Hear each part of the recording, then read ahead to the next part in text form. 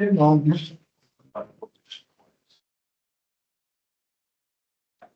right, we'll get started while they're handing out forms here. As Eric said, make sure you're clocked in on your app to Crow Wing County training right now. We'll get more into this later, but if you're doing the DNR training, you're going to stay clocked into Crow Wing County training until you are actually at the DNR training. So through your lunch and everything, stay clocked into Crow Wing County training. But we'll touch more on that later at the end here. Like Amy said, they do have a couple more forms they're going to come around and have you guys fill out. Throughout this training here, we'll get those filled out. And then the tablets as well, they'll be handed out. Make sure you write the number that's on the back of the tablet. Make sure you write that on that equipment form. That's so we know who has what tablet and what service. If you haven't yet, if you're gonna wear a hat at the landing, you have to wear one of our Crow Wing County hats. They're on the back table. Except for it's a sign that ran out, just lets you know. And also you will have to wear a vest, so you'll pick a vest out from that back table. Otherwise, if you have not started at a landing yet, make sure you get a green bag and black bag today. The black bag is your flag, then the green bag has all your other supplies, sponges, some handouts, and different things in it. The bathrooms, if you need to get up, go ahead and get up and go to the bathroom. The men's is right out the door here, and then the women's is around the vending machine.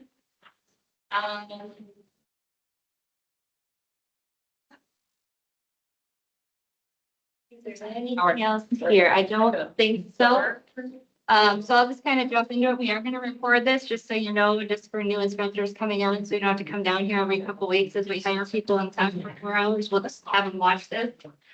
But I'll get started while they're filling out the forms here. Our inspection program, our mission is to provide leadership in preventing the introduction and limiting the spread of AIS in Crow Wing County. We want to provide a level of consistency and familiarity for voters in and around our AIS prevention area. And we just want to increase awareness to voters at those accesses. Obviously, we can't be there 24/7. I'm sure some of you people have done this before. People probably say it's pointless what we're doing. We're not there all the time. The ducks can bring it in, the airplanes can bring it in, all that. But our goal is really to educate those people so even when we're not there, they're still doing the right thing. Just a little bit about our plan. We're not going to go into too much detail, but we have to compile a plan every year and get that to our county board and put it up for public comment. And then we can send that to the DNR. So this is a separate program. We're just kind of the people running it for the DNR. We cover 43 boat landings, almost 14,000 hours. And most of those boat landings average about 2 inspections per hour. And in 2014 is when that bill was passed that they were going to allocate funds to the counties for this program. We typically receive between $400,000 and $500,000. I'm sure a lot of you have heard that next year that funding is being dropped in half. We don't know the exact dollar amount, but essentially everything is going to be dropped in half. We don't know what it's going to look like next year. We're going to present some options to our county board, and ultimately it's up to them to decide. So one thing it could be, instead of all of you being here next year, half of you could be here. We essentially just cut our program in half, cover half the activities, hire half the people, do half the outreach. There's a lot of options we're going to look at, but we'll try to keep you guys informed, especially returners that have been with us for a while. And on that note, I just want all of our returners to stand up. If you've been here for 3 or more years, if you want to stand up, and some of you newbies will call you. These are people that have been with our program for multiple years. So as you can see, we have a lot of people that come back year to year. I'm sure it's because of this great leadership we have here. It's really enjoying it. It's a great job. You're out, it's weekends, yes, but you're outside, short hours. Anyways, I think a few of you have been here for, how long have you been here, Dave? 9 years. 9 years. So almost our entirety of our program. It's been just over 10 years that we've been getting funding from the state. So pretty amazing. You're the only one standing, Dave. I'm really proud of you. I was reading. You guys ready to come down? 3 years. I can talk to him and stuff about it.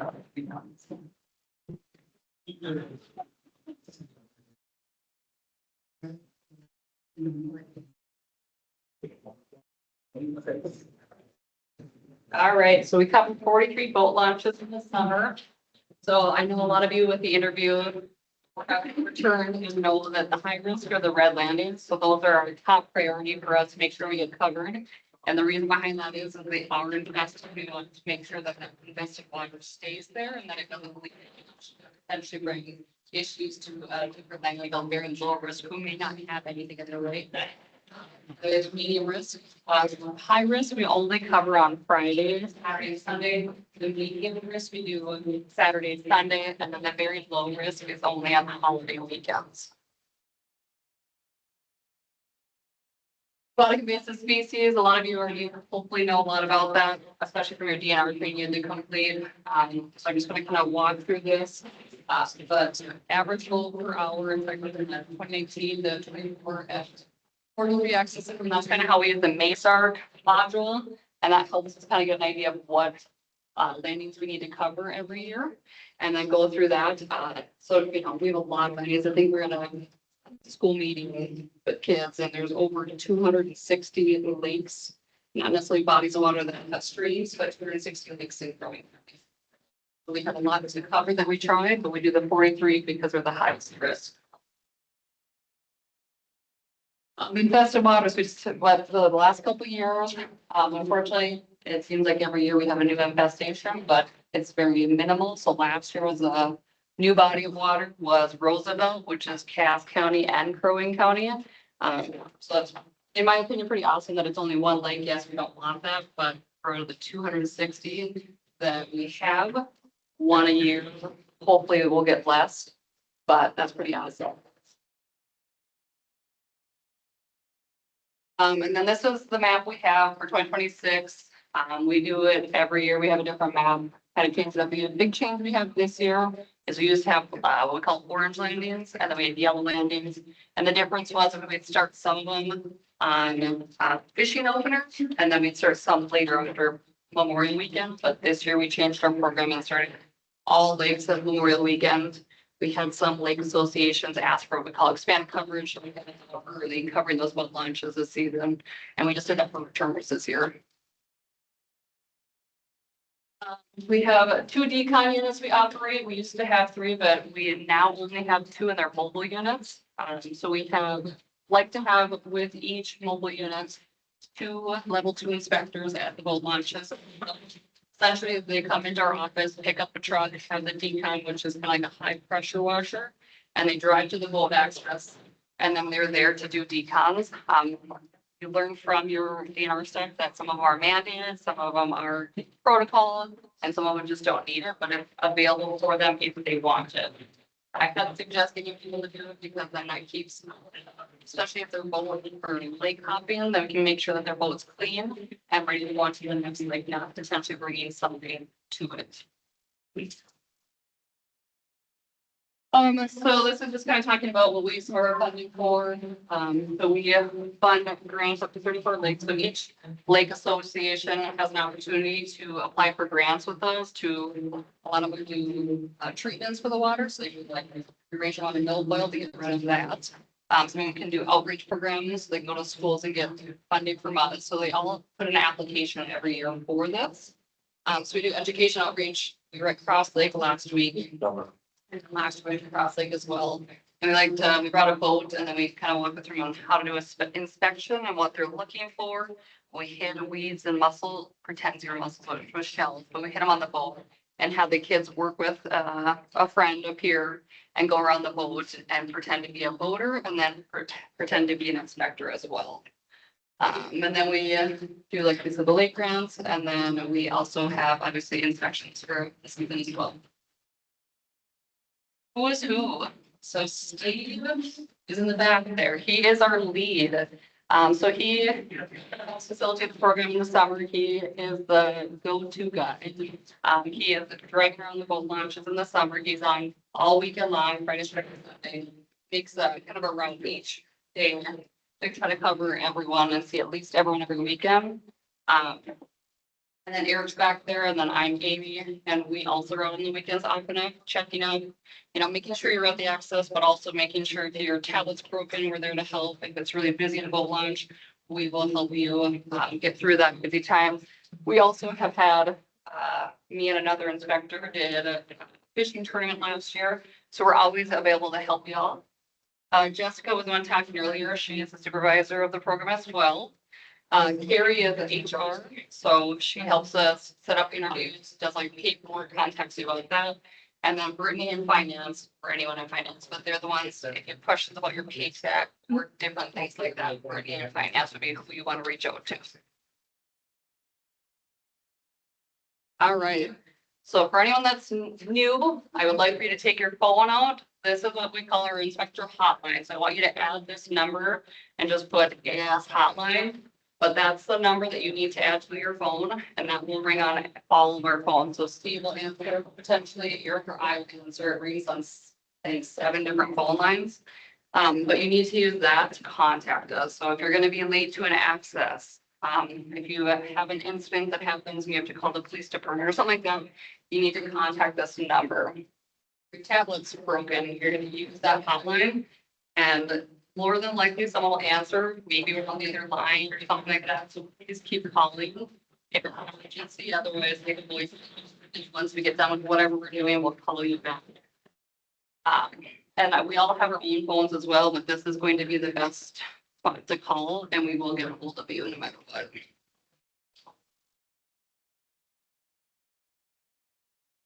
Contact information, so first line of communication, so you call us if you have like QuickBooks time problems. So sometimes some of you have issues, you get locked out of the QuickBooks, something like that. You'll call us. Tablet issues.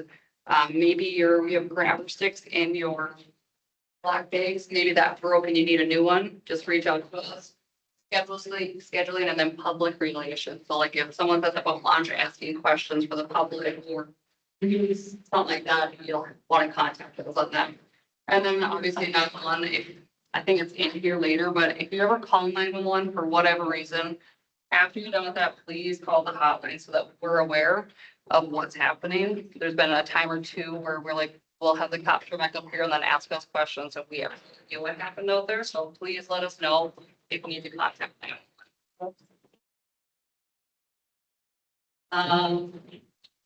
I kind of already went over this, but this just talks about why you would need to call the hotline. I will tell you, we do weekly updates. So every week on Fridays, Thursdays or Fridays, we send an update out. We'll tell you what's happening. If there's a fishing event, we'll tell you. Maybe we're short-staffed if anyone wants to help out. We'll also notify you where the decons are for Crow County. So mobile units, we will let you know in that email that where those decon units are. So if anyone has to need a decon, where to go. We also have a little card that has the decon hotline number on it, so they can text it. That will tell them where the local decons are. And then there's also the DNR around. They'll have to go on the DNR website because there's changes constantly. So you'll have to suggest that they go on the DNR website for that. How to answer voters' questions. So be friendly, polite, helpful. A lot of people will ask you a variety of questions at the launch and do your best to answer it. We've talked about this before. If you don't know the answer, just tell them you don't know and get their information and contact us or give them our card or something like that. We'll touch base with them. Something like that. What if there's a problem at the access? If there's a problem at the access, you have some upset, angry, make sure that we have to away from the situation and not escalating it. Maybe someone doesn't want to listen to you or upset with the program. You don't think it's right. You can just walk away from the situation. Or also a suggestion would be that call that hotline if someone's upset or something happens, call the hotline. Remove yourself from the situation and reach out to one of us. All right, pop quiz. You just want them to yell it or think about it? Raise your hand. Oh, okay. So we're gonna do a pop quiz. These should be fairly easy questions, but we want to make sure that everyone understands some of this information. So if you want to raise your hand, that'd be awesome. We're not doing tests like prior year. This is a little quiz.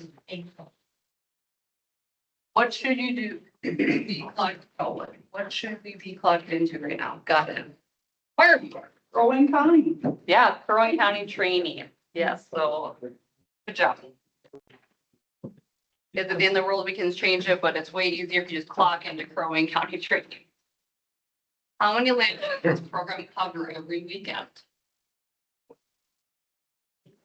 43. 43, correct. How many mobile decon units will the county be operating each weekend?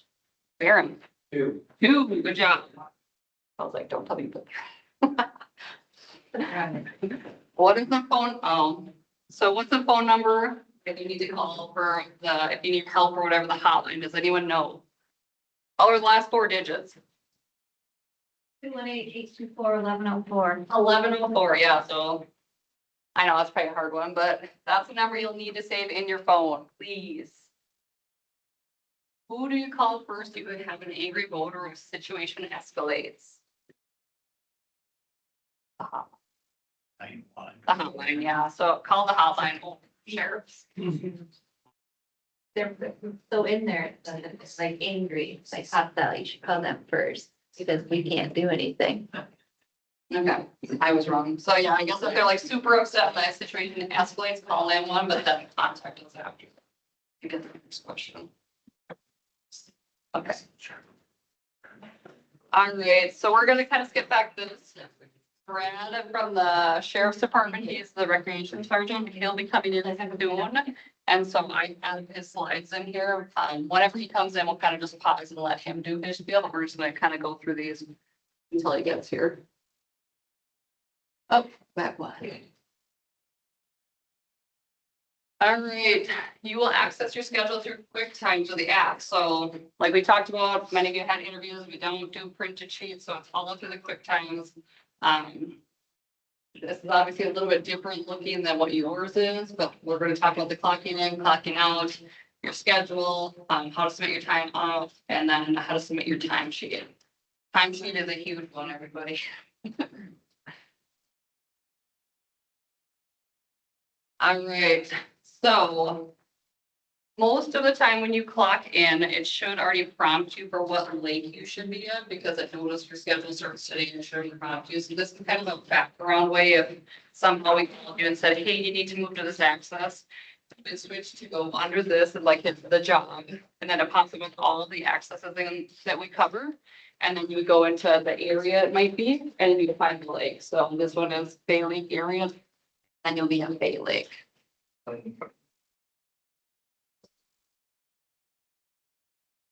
How to clock in when you're on schedule. Like I said, that's what it'll pop up and show you what you're scheduled to be at. So use the app to clock in. We would like for you to sign when you add the notes or whatever, when you clock in, or just clock out. Sign, Either one, it should be there. either one. The whole time. We prefer you guys to sign your name on that as at the end of the roll call, but it's just as easier if you guys just sign and say that, yes, I'm here at the access essentially. How to clock out. So kind of down here, it should be at the bottom when you use your screen track time. So that's where your clock in and clock out should be. And when you're done with your shift, so when we're done here today, you'll just use that red clock out button at the bottom.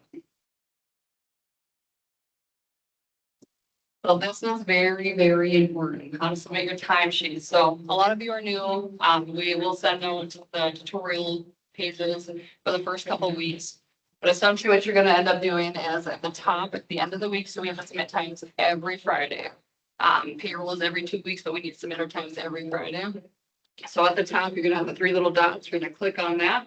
It's going to pop up with all of your shifts for the week. And then you're going to submit your time. And that's how you prove it. I will say it needs to be done every week. So every Saturday morning, I will look at it, or one of us will look at it. We'll notify you through an email, like, please submit your time. It does get a little excessive, so just do it.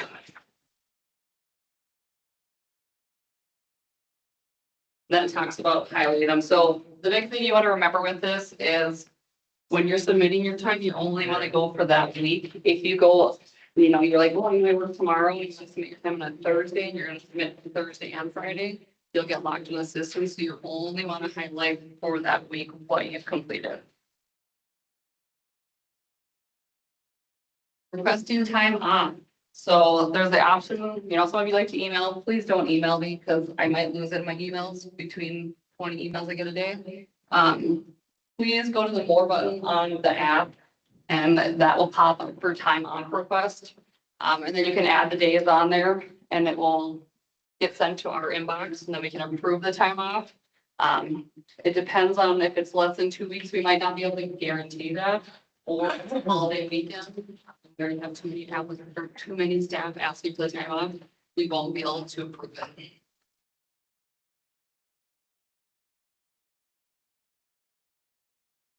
Is that carry over from one year to the next, What?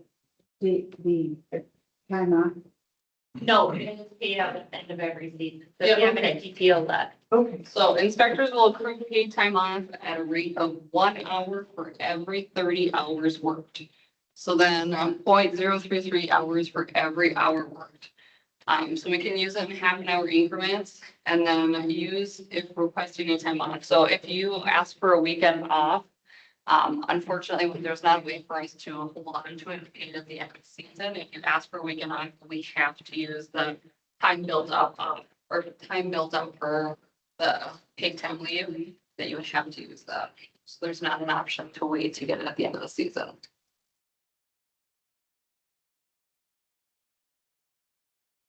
So we're just talking about requesting time off. You can just put, we don't really, you guys don't use this stuff unless, you call in sick for the morning, you can put it in for us, otherwise we'll put it in as well. But making sure that you're just saying time off here, put the dates, and then you're gonna hit save on that. Access your schedule in the QuickBooks. So each week I have not, someone brought up, I have not completed the next week's time or the schedule, mostly because we had some people kind of decide not to do the program last minute. I also need to make sure who was showing up in person before I can write the schedule, because most of you need to have this training or DNR training as well before you can be on the boat launches. So I'm going to be working on that this weekend to get that completed. But then it just shows you red risk is the high landing, so that's a big priority for us. And then the orange and then the light green. If you're ever scheduled purple, like makes it purple, it's usually because we call it expanded coverage. So some lakes want someone to work that boat launch if it's a weekday, or we have another lake that wants it on the weekends that they're not in our plan. And so purple means it's the lowest priority for us. But if you're scheduled for it, then we'll try our best to make sure to accommodate to get all of the lakes covered by request. Your schedule, so when you were hired, you signed availability form, so most of you have turned in that availability form. If you haven't, turn it in ASAP. That lets us know maybe what time off you need. You're supposed to circle a radius on there, so we try our best to keep you in that radius, but if it's a very small radius, it's kind of hard. Maybe it's a yellow landing or green landing. We have to have you kind of be able to work on a couple of the red landings. All schedule, so yeah, like I said, if you need time off or any of your scheduled stuff, please look on the QuickBooks. If it's not posted, you can call and ask questions, but usually I will have those ready to go every 2 weeks, so I'll have 2 or 3 weeks at a time and try to have that figured out. The first week or two, it'll take a little time, just making sure that everyone's comfortable, making sure that this is the right job for them. So it might be a little bit sporadic now, but it will get better as the season goes on.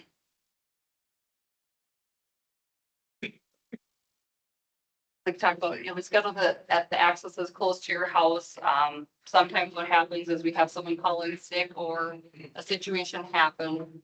And we might have to call you and say, hey, this landing's open, it's a red landing. Now I've scheduled you at a purple or a green one. I need you to unfortunately move to that landing. Most times we'll have you do that early enough, or we'll have you just drive, clock in and drive to that access to make sure we can make up for that time for you as well.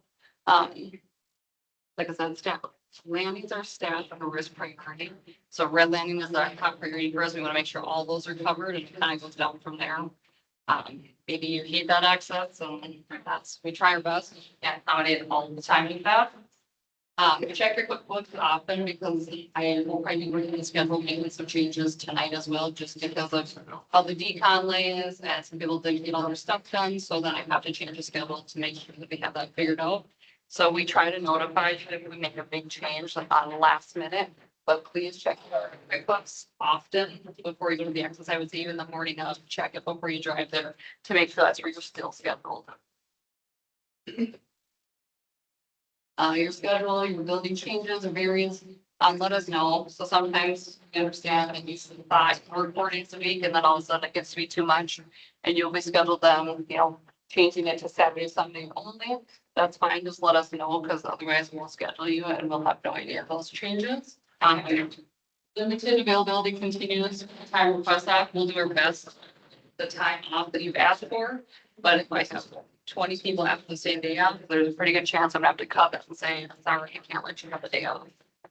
Calling into your shift, showing up late, leaving early, continuous will also not be tolerated. So if you're constantly calling in sick, or having issues, we might not schedule you as much because there's just times where we don't know if you're gonna show up for your shifts. Your schedule, if you cannot make it to your scheduled hours, it's your responsibility to notify us immediately. So, if something comes up, you need to know, let us know as soon as you know.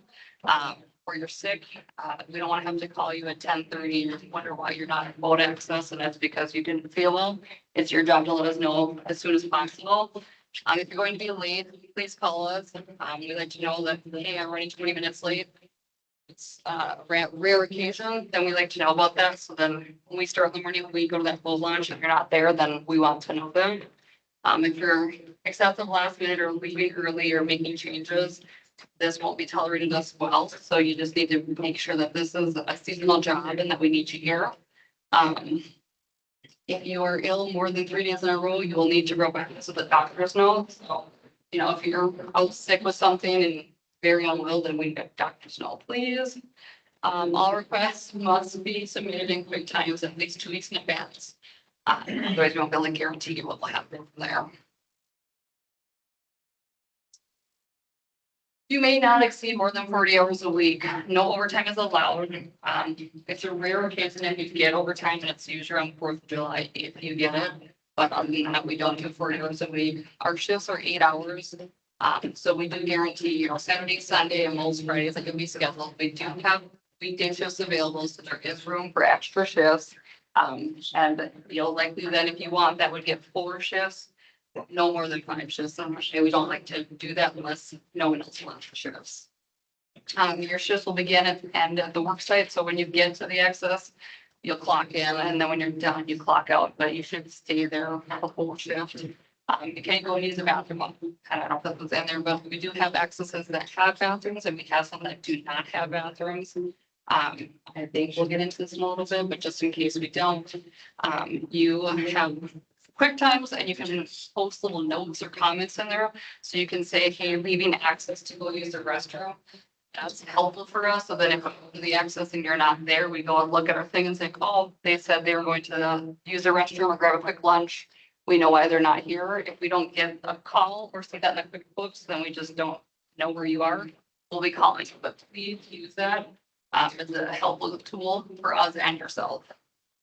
You are not eligible for sick time or pay time. Like I said, you'll get that if your days off. That's when you get that sick time off. Other than that, there is no eligibility for sick or holiday pay.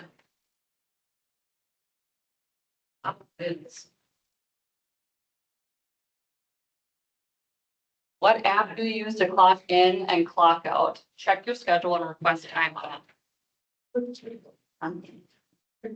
QuickBooks, yep. So it's on your app. I think it's called Workforce. It's the same QuickBooks Workforce app.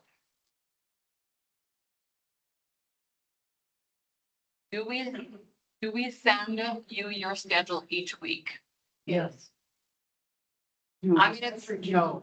no. We don't send it to you in an email. We don't send it out. So it's just your job to, hopefully it should be every 2 weeks. It should have 2 weeks on there. Like I said, the first week or two, give me some grace because I need to figure out different schedules, but we don't send you an email with it, no. How far in advance should you ask for time off? 2 weeks. 2 weeks. When are you required to submit your timesheet? Every Friday. Yes, every Friday. Guess what? You're gonna see this on a pop quiz like 5 times because we want to ingrain that. Like it's so important for you to submit every Friday. So one thing kind of on this little note, it says, after you clock out, I've had where people try to do it while they're working and it usually doesn't work. So my suggestion would be wait until, if you're scheduled on a Friday, wait until you clock out, then submit your time card, please. When do you clock in before the day and when do you clock out? When you start your shift and when you end your shift. So when you start your shift, when you end your shift, I think the biggest thing here is don't be 45 minutes early. You're scheduled at 10 a.m. You can, get there 10 to 15 minutes early, set up, but then you can clock in then. So when you're at the landing, ready to go, I wouldn't say when you're leaving your house, I'm 10 minutes late, I'm gonna clock in when I'm leaving my house. No. Wait until you're there, set up, clock in. You should be at least 10 minutes early, in my opinion, 5 minutes to set up, be ready to go at 10 a.m. What do you do every Friday? I know it's gonna be annoying, but guess how many emails I have to send out every Saturday to remind people to turn their time card? Oh yeah, I see you over there. There's a handful, so this will be up on every pod quiz, I can tell you that right now. Important reminder, first year inspectors will be paired up with returning inspector your first shift. Both inspectors should bring their full gear. That we guys can kind of go over the equipment, make sure that it looks correct and how you'll use it. Only one inspector should conduct the survey. So my suggestion would be for the veteran inspector is have maybe just one tablet on, or you can have both tablets on, but you guys can maybe take turns, but I would just use one tablet to complete the survey. We don't want that double information submitted to the DNR because then it's just showing the same thing twice. So they're looking for data, but only one survey per vote at that.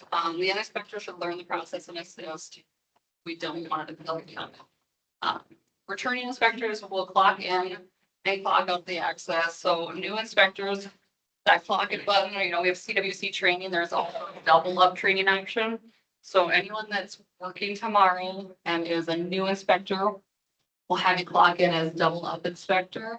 If you're unsure, the person at the access should be able to help you get clocked in the right way.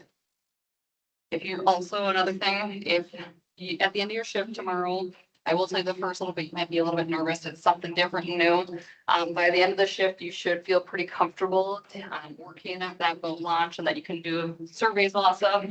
If you're like, oh, I need another day, just reach out to us right away and we'll make that adjustment for the next day to have you work double up again. One thing I also try to do, not saying it happened for everybody, but if I had you at one lake on a Friday working with someone, I try to have you at that same lake the next day so that you felt comfortable at the same spot. Didn't happen for everyone, but I would say most of you is able to do that. Important reminders, if your child stops working unexpectedly, call that hotline, Eric can be your stable answer. The time charging in your car, so everyone in their bag should have a car charger. If something happens, just try that, possibly, maybe just needs a little juice or something like that. In the meantime, continue inspecting watercraft boats. In your folder that we gave you, I have paper copies of the survey. So if something happens, then you at least have that and you can fill that information out. So then we can add it onto the tab when you get the new one. You must document if there's a violation. So you learn that in your training, but you have a sheet in there as well, or a couple of sheets, violation sheets, and it kind of tells you how to fill out that information. Also, if you flip it on the back side, it kind of walks you through that as well. But if you are someone that likes to write down on paper your surveys, remember, if you have a violation, you need to use your tablet because it'll ask you for a picture of where the violation is. So please, please, please remember, if you are writing it on paper and you have someone come with a violation, you need to use your tablet to capture those pictures. And then the DNR requires that information to be uploaded within 24 hours. A lot of you, and I don't know if this is in here, we'll talk about it, but your tablet has a Wi-Fi option. And so when you're home or Bluetooth or whatever, it's Wi-Fi. It'll ask you to connect to your Wi-Fi, and that's how you upload all of your surveys. There we go. That upload your survey. So especially if you have a violation when you go home that night, make sure to connect to your internet. If you connect to your internet and it stays that way, it should automatically every night when you get home, upload. Otherwise, you can do it yourself manually every weekend, I would say. But that's if they're violation 24 hours, please. Make sure you select the correct boat access. So in different counties, obviously there's similar or same boat or lake names, sorry. And so you need to make sure that it's have what's called the whip here.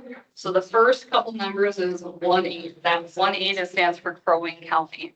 So, you know, if you ask me, well, Round Lake, because there's at least 8 Round Lakes in Minnesota. I would maybe just say, is it Crow Wing County or ask what county that Round Lake is in? But anytime if you are looking for a lake in Crow Wing County, it is 1-8. A couple of the other ones that we cover are Gullies, that's 11, because that's mostly in Cass County, but we cover one of the accesses. And then Mille Lacs is 48, because that's in Mille Lacs County. So just making sure, and then when you're first time training, we'll do, when you have the hour training this afternoon, 1000 is the training number. So they'll have you practice with that outside today. The address for each landing can also be found on page 12 through 16 of your manual.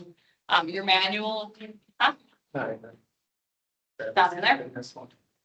No, none of that. It's on the Crow Wing County manual. So it's on your tablet in the document folder. It has the DNR manual and it has Crow Wing County manual. And then we have all of the lakes and the WIP numbers in the Crow Wing County manual. A list of lakes currently infested in Crow Wing County is also found in that Crow Wing County manual. And then they can also go on the website if they wanted to as well, and they can sift through infested lakes through there. Important reminders, the DNR inspection manual, the DNR decon manual, and the Crow Wing County, they're all on your tablet in the folder. You don't need the internet to clock it or use that. If you have questions or need to look something up, they are available on your tablet with no internet needed. Pay policy, so we get paid every 2 weeks. The start of the week is Saturday and the end of the week is Friday. So, you know, you guys will have tomorrow and then Saturday starts that new pay period and then it goes till Friday.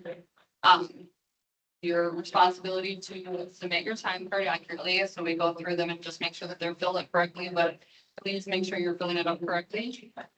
You are able to view all paychecks, employee services. So your first paycheck, and I think this is on maybe the next slide, but your first paycheck comes in a paper copy.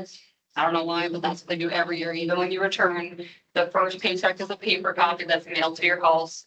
Payday is Friday, so it usually takes anywhere from 4 to 8 days to get the next, I don't know why, but that's usually what it is.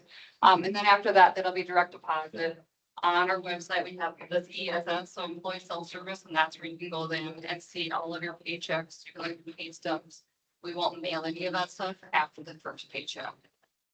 Crow Wing County has all paychecks for the paperwork. If you have any questions about your pay or something like that, you'll contact the finance department. So here's just the calendar for April through September. The red is when you get paid. So we just got paid last Friday. So then next Friday will be paid, period. So anyone that's just started, your paper copy then will be mailed on the 29th. And then you'll probably get it for at least 5 days, give or take. For the dates on here, they're. Oh, I was like. Yeah, they're rough. Just ignore this. This is just an example to show you the 2 weeks. Just ignore that. It's like, wait. Not right.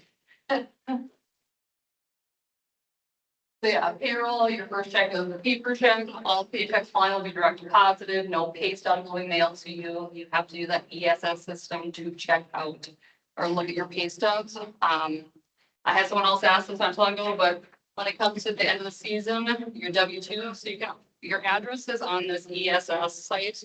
And if you move or at college, or you wanted to go to your parents' address, you can change it on there or print off your W-2 online. And that way at the end of the year, then you have that information, but whatever you have for the address on there now is where your W-2 will go paper copy unless you change it. And we'll give you the instructions, but it's also on the manual of the Crow Wing County for page 26 or 29 on your tablet. That's where your ESS stuff is and how you can log in. We'll send out your kind of codes you have to get into it probably in the next week or two. Like I said, your password is preset to the last four digits of your social security number. So that's what it's gonna be with your employee number. We'll send you out your employee number in the next week or two. And then that's how you log in. The first time was with your social security number. And then after that, I believe it makes you change your password after the first time you use it.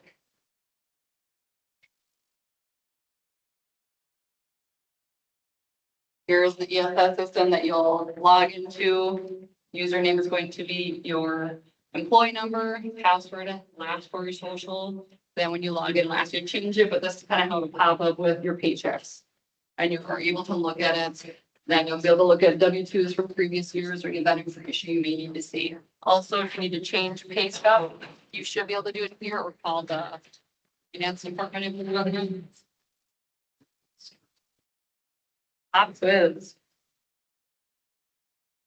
Huh?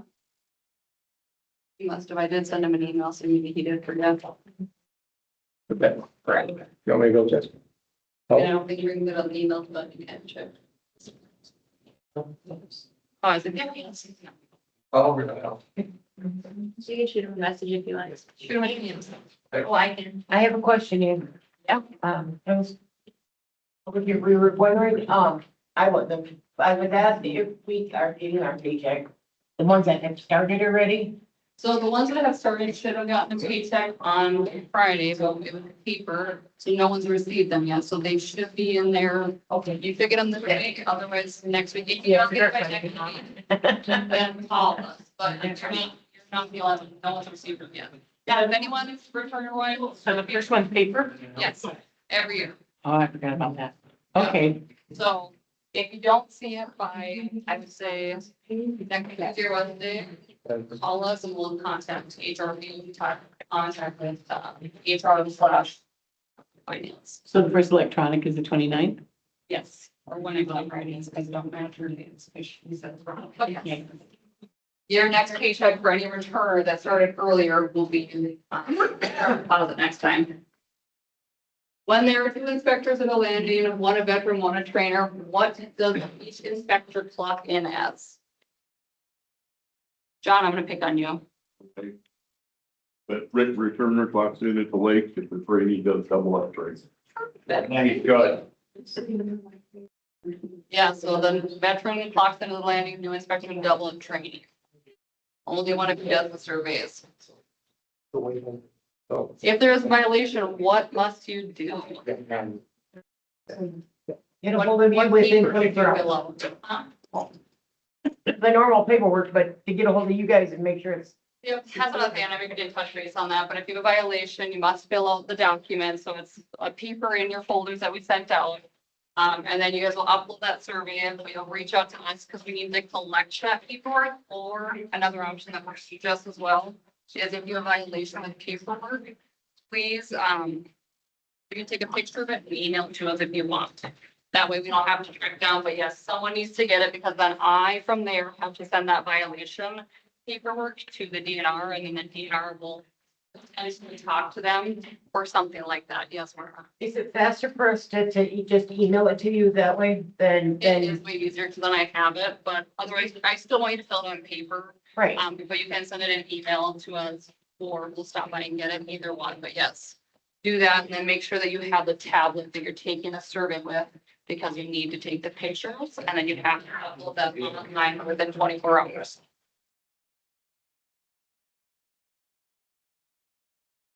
When selecting that lake on the DNR survey, what 2-digit number will say, like, show you that it's Crow Wing County? Aaron? 18, yeah, so that 1818 is going to show you that that stands for Crow Wing County essentially. Where can you find the DNR manuals and Crow Wing County manuals?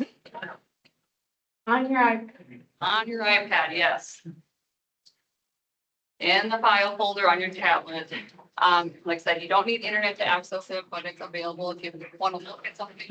Also on that manual, we have the addresses for all the lakes in the county. Like I've mentioned before, the addresses align exactly to the access, right next to it, or very close to it, if there's an ambulance on there. How long are the periods? Too long. Yes. Getting Saturday and Friday. Is your first paycheck direct deposited or Here we go. Paper. really mailed to you? Friday. Huh? Friday. Well, it went out Friday, so probably, but yes. I mean, that's coming up next. Oh, yeah. For you. Will your pay stubs be mailed or emailed to you? Or what, mailed or emailed to you at all? So pay stubs we send to you. Yes, that's on. Yes, you have to do the ESS. So we won't send them to you. You have to go on that ESS system. And that's how you get in. For any returner, I believe if you've used it in previous years, all of it should have been the same. We don't reset it every year. So if you ever logged into it, whatever password you have saved for it is the same. It does not renew every year. Equipment policy. All equipment is the property of Crow Wing County and can only be used related to the work purposes. So your iPads, you need to do the surveys. It's not there for YouTube. It's not on there, but don't even do that because we can look at the computer tablets. But it's there for the surveys. If you're at the access, we would expect you to wear the vest so that people know that you are with Crow Wing County. The garbage was all stuff. You're required to sign the equipment agreement form. So that's in there. I don't know, I think they're working on it, but make sure you get that filled out and that kind of talks about all the stuff that you have in your bag and the tablet and all that. And then at the end of the season, we'll ask for all that stuff back and make sure we have it. You'll be expected to turn in your equipment by the Monday following your last day. So if anyone, if you're off to college or this job isn't working for you, we'll expect you to turn in that following Monday here in our office so we can go through and make sure we got everything we need. If you don't turn in the equipment on time or make other arrangements with, you'll be billed for the equipment. So the tablets are like $5. We'll send you a bill if you don't get it to us. It's no, I can't Monday back up on Thursday, but you need to turn your stuff back into us. Vehicle policy. So no sitting in your vehicle during extreme weather, or no sitting in your vehicle during the weather. If it's pouring out or last weekend it was so windy that your ears were whistling, you guys can sit in your car, but when there's a boat that comes into the landing, we expect you to get out of your car and be there. If it's 65 and sunny and there's no weather issues, there's no reason that you should be sitting in your car. You need to be out in the public eye so that when that boat comes in, they know someone is there. Like I said, if it's really bad weather, we don't expect you to sit out in the rain and inspect boats. You can sit in your car with that fine line of, if it's nice out, please be out so that everyone can see you. Do not park your vehicle in an unauthorized area. A handicap, sheriff's gonna blocking the landing. Park your vehicle out of the way of traffic. And do not in a parking spot. Usually, this is kind of we want to make sure that you guys have a car close by in case of an emergency. I know last year we didn't access, so we want your vehicle close by, but not taking up, the last parking spot or something like that for the boaters. Any damage to the personal vehicle is the owner's responsibility. It could be cars during work hours, contact the local police department or county sheriff. So even if someone backs into you at the boat access, please contact the local sheriff's department or the city police because they need that filed, and we just would rather if you're working during that shift to have them come out and check it out no matter what. If your vehicle breaks down and will affect your work schedule, contact us immediately. So, all of a sudden you don't have a car, you need to let us know that your schedule is no longer going to work for you. Okay, Brad. So yeah, we'll just kind of pause here. I'm gonna put Brad on the spot. Do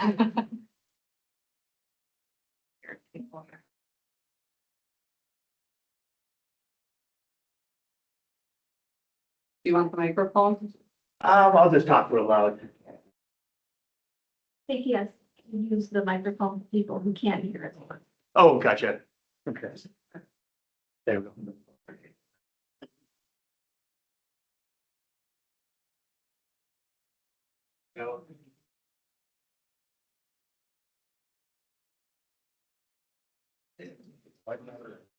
Good morning, everyone. Good morning. I'm Sergeant Brad Season with the Crow Wing County Sheriff's Office. I head up our boat and water division. I've been with the Sheriff's Office now for a little over 20 years. So I've had the opportunity to do all kinds of different things with the Sheriff's Office. I started out in the jail. I worked in the jail for several years. It's actually the old jail down in the basement of the Sheriff's Office. I was there during the transition over to the new jail across the street. From there, I transitioned out into patrol and started working as a patrol deputy and jumped into investigations, spent several years working investigations, went back out as a patrol sergeant, and then transitioned as the boat water sergeant or recreation sergeant where I'm currently working now. So it's been an interesting career, interesting path, heading that direction. And there's a lot to learn, you know, they teach a lot in school about the law enforcement aspect of things, but they didn't really teach a whole lot about boat water. And so it was a lot of learning on the job. Been fortunate enough now to have the opportunity to do it for a few years. And so just got a little bit of that information I'll share with you guys here today, and some of that, how it relates to the AIS aspect of things.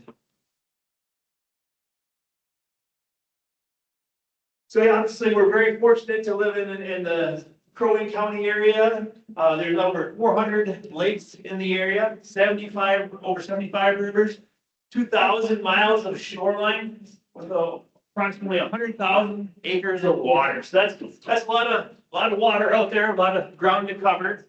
Our small team is responsible for the safety aspect of enforcement on the lakes and waterways. Typically, every year we'll bring on 4 or 5 seasonal rec assistants, and we'll team them up with a couple of deputies, and they'll work pretty much all summer out there on the lakes and waterways. They also assist with youth operator classes, PR events, touch a truck days, and fair events. We typically try to have those guys out there on the lakes during peak times, weekends, holidays.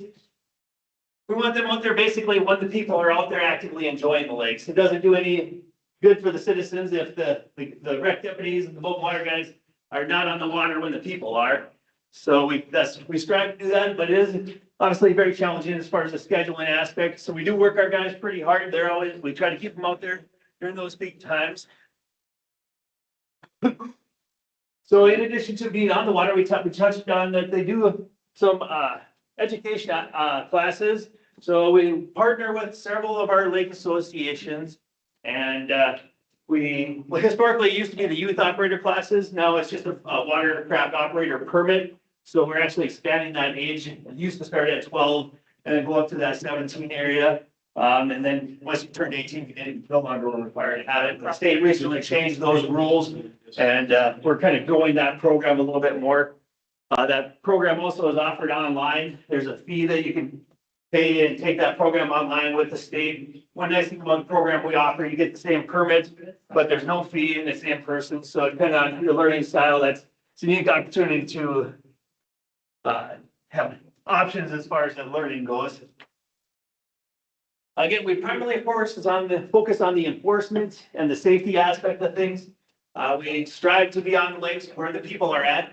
Although we also try to hit all of our different lakes in the county, even the small ones, as long as they got some kind of access where we can get our boat in. As you can imagine, when we get on some of the smaller lakes, it does not take very long for the residents and the people out there on the lake to realize that we're there. If we stop one boat, there might not be any other boats left out there. So again, you can see we're typically focused where the crowds are at, where the problems are at, where the complaints are coming in. Oftentimes we hear that, well, you guys are never out here. Well, we always have these problems. So we do encourage people, if there is problems happening on the lakes, to call the sheriff's office, let us know. We may not always be able to be there when those problems are happening, but if we don't know that they're happening, we can't really focus our enforcement efforts. Last year, we had a record number of traffic stops. We had this was 2 years ago, but last year we were pushing over 700 contacts. And again, we were closer to that 400 calls per service. Some of the things we focus on is boater conduct.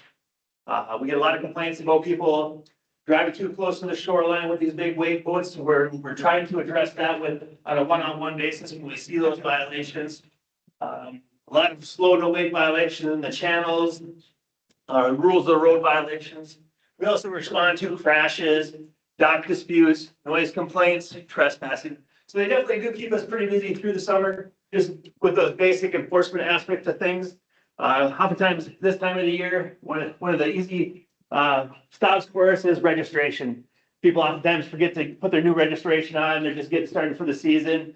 So we'll make those contacts, have those conversations. And it also gives us a chance to get into that boat, make sure they have all their proper safety equipment, everything's up and running and working. So search and recovery operations, actually, it was one of the AIS inspectors, I believe, this summer here actually really helped us out. Down on Bay Lake, there's a dock company, there we go, was putting out some floating docks. They had them strapped to the front of their pontoon. And these guys head out there and the weather is horrible, super windy, wave happened. They tipped their pontoon over and big tri-tune pontoon. You were able to call it in, got resources headed out there. We respond to that area, kind of help those guys ensure that they were at least in the time being kind of temporary safe, got out there with the boat. The goodness the guys were able to get life jackets on while we were en route there. Their boat flipping back over. We were able to tow the pontoon back to the shore, and then they tried rolling it at the access. Did they have success with that, or? They finally took the load off the 9 sections of dock, floating dock, and then cut the straps. And they were floating all over it, but then they were able to pull the barge over. Okay, excellent. So yeah, they had all these floating dock sections strapped on the front of this pontoon. They went to capsize. It just kind of went over onto its side, and the floating sections were keeping the pontoon from going completely upside down. So yeah, we towed it back to the dock. They hooked it to a truck at the landing. Their thought process was that they would just slowly roll it back onto the tunes, and then they would be good. But yeah, eventually they had to cut the straps off to get the load off of it.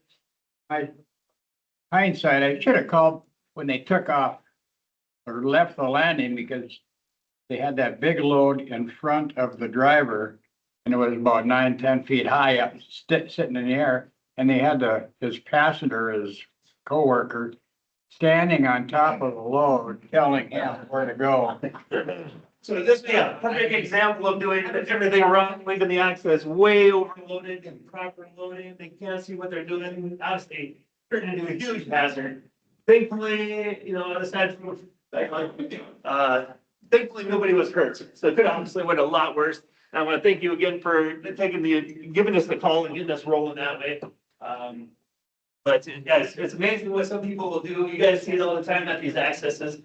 People going out there with what they're going out to plan to do and how ill prepared or the bad decisions that they make as soon as they leave. And so, yeah, it definitely keeps us busy. But hope to get that picture in here today, but next season, when you guys come back, I'll have that one in there, have the trip tipped over pontoon. But as you can see, we have boat fires. We've been out at Bay Lake and just again, that one. I believe this picture here was Bay Lake access of a boat fire there a couple years ago. Again, they put their boats in the water. That was an inboard or outboard. They didn't ventilate the engine compartment. And the next thing you know, I think that kid had just purchased that boat and taking it out on his maiden voyage. And that's where it sank right there, burned basically right down to the water line. Fortunately for him, they were able to get it disconnected from the boat trailer, and they were able to get the truck away from the boat. And but in addition to that, we have people will crash into boats out there. Obviously, more often than not, alcohol is involved in that. Occasionally, it's just operator experience or lack of knowledge on their part. Where we had some individuals that were having a medical incident and crashed their boat. And so it wasn't necessarily alcohol related, but more often than not, it is. And with you guys out there at that accesses or right there along the lake's edge, typically you guys will oftentimes be the first ones to see this stuff going south. Or if it is, when they're coming back and things have gone south, they're coming back to the access to get out the lake. And then oftentimes you guys will meet up with them there also. So with you guys being that access point where they're coming and going from, we encourage you guys just to, make mental note of those observations. you often you'll see those expired registrations. If you mention it to the boat operators, hey, looks like your registration's expired, they can get that taken care of. You don't have to call us or anything like that. But, for us, again, that's a very easy stop for us. Gives us a chance to stop that boat, make contact with those operators. And then if we have something else that they're getting into or other problems that they're causing, and we'll also address the registration with them when we're out there.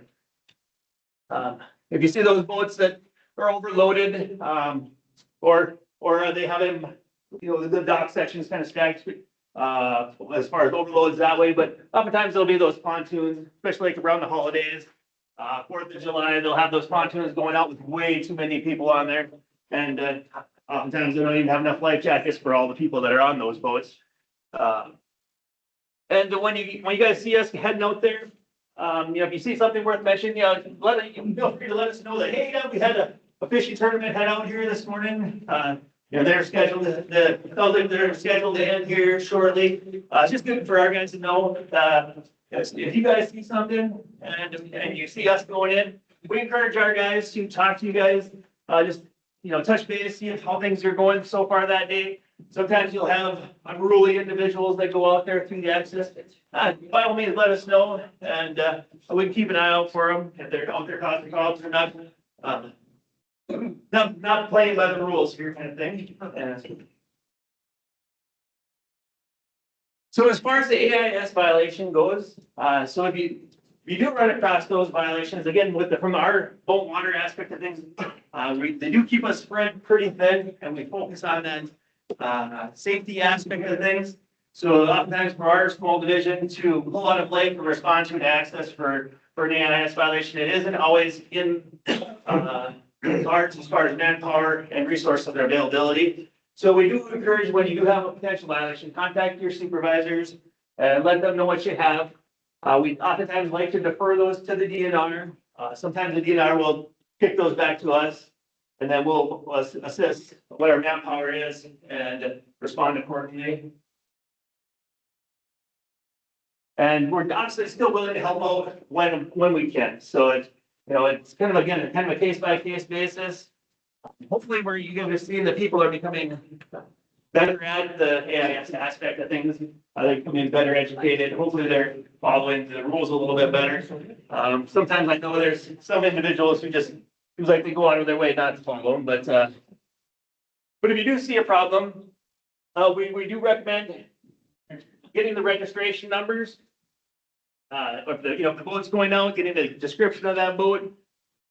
With the registration numbers, we can run that information, and it also oftentimes has a phone number associated with it.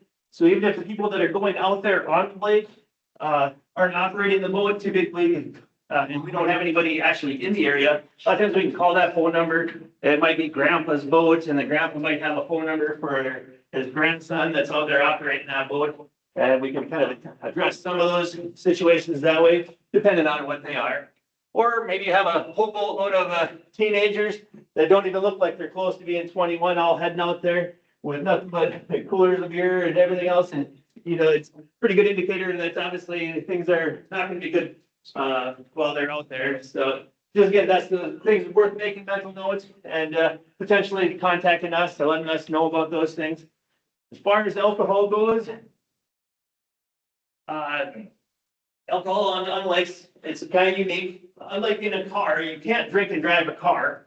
But boats, technically the operator can consume alcohol, they can drink while they're operating. Obviously, we don't really try to share that information because any amount of alcohol does impair, maybe even just slightly, but there is still that possibility.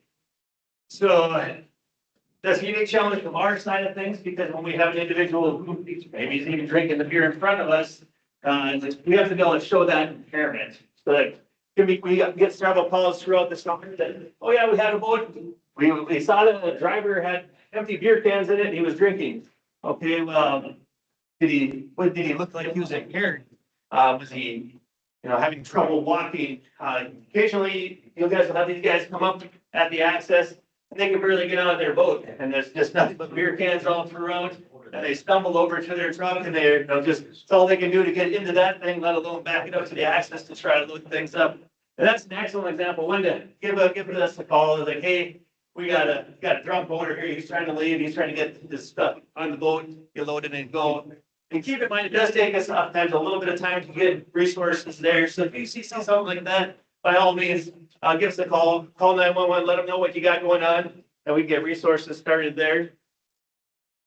Occasionally, maybe more so at the access, you might run into a domestic or a fight or an assault. People fighting over who gets to put their boat in first, and maybe a husband, wife, things aren't going so well for them. Maybe just an experienced operator trying to get things in the lake. If you do run across that again, also feel free to give our office a call. We can get some resources coming down there, especially if things actually escalate to the point where they get physical. Definitely call us on stuff like that. Boat crashes, vehicle crashes, medicals, again, call us on those things. Oftentimes medicals, if it's something that happens out on the lake, we will stage our resources at a public access. So whether it's the ambulance, or we'll be putting our boats in, our deputies will be meeting there. And then typically we bring back whoever's having problems out there on the lake to those public accesses. And, or if there's not a public access, we'll just make do with what we can find. Occasionally, some people will have incident happens on the lake. A lot of times they'll go to like different residences throughout the lake. Even though they left the public access, they may just head to the closest house. So that makes it a little bit of a unique challenge for us, because then we can put it in at the access and then having to try to find out where they ended up from there.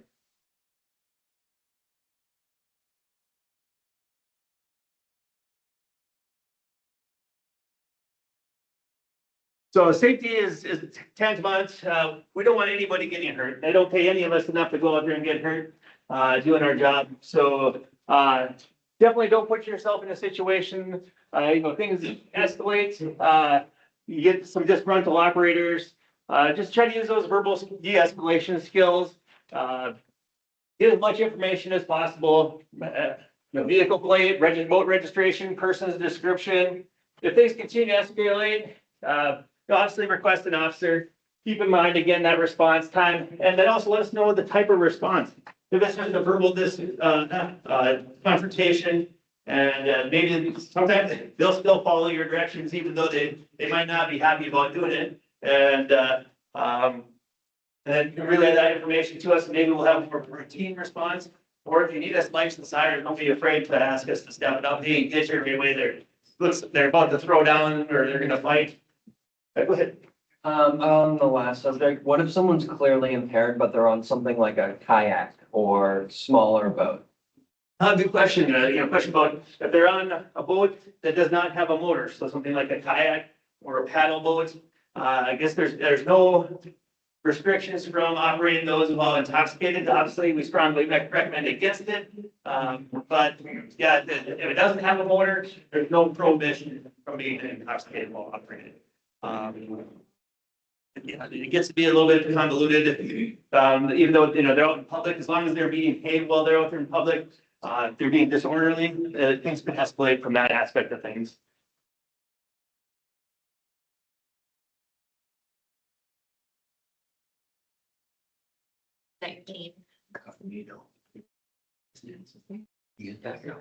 Oh, yeah, that's about it this year.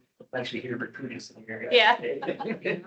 All right, so again, safety. So we strongly recommend that you guys keep your cell phones with you. New cell phones nowadays are way better than my cell phone here. When you call 911, it instantly gives our dispatch center your 911 location. Some people disable that feature. That's entirely up to you, but if you don't disable that feature, they get that instant notification of where you're at. And it pulls up on their map and just expedites the process for us getting resources to you. Depending on the situation, if it's a combative or individual, you might not be able to really even talk with the dispatcher, but if you can just get that phone call out and they can hear that there's disturbance on the other end, they'll immediately get resources heading your guys' way. Phone chargers, we strongly recommend, phones are great, but they don't do any good if the battery's dead. And if it's a slow day at the access, maybe your phone's on a little bit more and it's winding down. So we recommend keeping a portable charger or having access to like a car charger where you can plug it into like a cigarette lighter and keep it charged that way. When you do call 911, They're gonna ask you for some basic information. They're gonna ask who you are. When they get your name, let them know that you're a county AIS inspector, and that you're working at that access. Tell them the access. Most of the accesses will have this blue E911 number, even though they have that mapping system that comes up, they will still ask these questions. Just to ensure that the system is working correctly. And then they'll ask for a description of what's going on and what kind of resources are needed, whether it's a medical, you need EMS, or if it's a disturbance, you need law enforcement. And again, avoid that physical confrontation. None of this is worth any of us getting hurt, so we don't want you guys to put yourselves in harm's way. If they become aggressive and combative, just step back, wait for our guys to get there, and let them handle it from there. People often ask, well, how do we get a hold if we need you? Well, easiest way is the 911 for the emergency type calls, and our non-emergency number. Let's say it's just a question, you need to get in touch with a boat and water deputy, you have a question about something that's going on. You can call our non-emergency line. That's at 218-829-4749. That's our sheriff's office main phone number. During normal business hours, a receptionist will get that phone call, and then you can ask to speak with the deputy or a dispatcher. And then during off-duty times or after hours, like weekends and holidays and evenings, that will go right to our dispatch center, and they will get you in touch with whatever resource that you need to speak with. So if you're looking to get in touch with a boat and water deputy, again, and it's non-emergency, just call that non-emergency number, and they will do the legwork behind the scenes to get somebody in touch with you. Again, keep in mind, we don't always have 24-hour boat and water coverage. So there may not be a boat and water deputy on. If it's something that doesn't need an immediate response, then you can oftentimes leave a voicemail too. And we can pick it up on that aspect of things. Again, use your good judgment there if it's a case by a case type basis.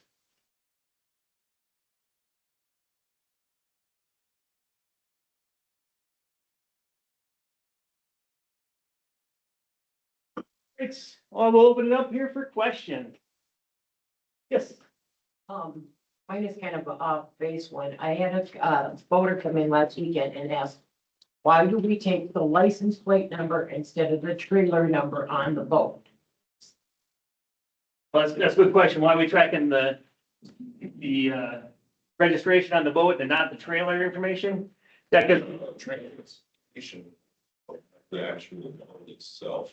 Yeah, I was talking about license plate number and we don't, I don't know. break down It anything. might be like a DNR survey question. Well, you can- There's one boat with same vehicle, so I mean, they're trying to keep track of who is actually moving stuff around, not, hey, this boat's in the water. If there's a violation with the say that it's covered in zebra mussels, then we want to take pictures of the boat and the zebra mussels and the vehicle registration. right, yeah, so yeah, that's a good question. So the question, yeah, But that's not answering my question. No, that wasn't it. yeah. The vehicle has a license plate. A lot of the boat trailers don't have a license plate. They have that lifetime sticker. And you're collecting the vehicle license plate, correct? Right. So, yeah, so, I would say part of the reason why they collect the vehicle license plate is because that vehicle is one that's towing it, and then that's associated with the operator, to a certain extent. Granted, But there's a lot of times that is not the operator at all. That's a friend helping out a person getting their boat in. oh, good points. Yeah, it could be, I could be borrowing somebody's truck, Yeah. and the truck's not registered to me, and I borrowed the trailer from another friend, and we're hauling somebody else's boat on there, and I suppose that I would say the reason that they go with that just as a standardized, they had to pick something, and without having to collect every single piece of information and say, you know what, to simplify it, they could have said, we want the truck, we want the trailer, and we want the boat registration. And that would just, I imagine, would slow things down and be a lot of additional information collected. If time wasn't an issue, I would say, oh, it'd be great to have all that information. But then they have to look at the reasonableness and how urgent it would be to have all that information. So I suppose if I had to guess, and then we weren't involved in that aspect, but I would say it was just to have that standardized. This is what we're going to use as that standard.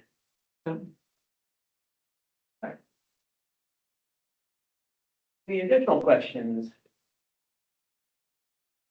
Comments, good remarks, back there, you got welcome. Well, all right, guys, thank you guys for, taking a few minutes, letting us talk here. We look forward to seeing you guys out there on the lake. And, we'll kind of go from there.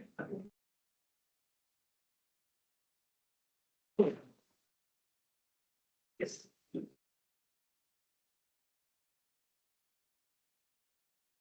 Yes. Okay, we'll take a quick break here. We'll make sure they got all their forms filled out. You guys can use the restroom, talk for a couple. I have not checked into that. I think we would see if we want to do that before we. Oh,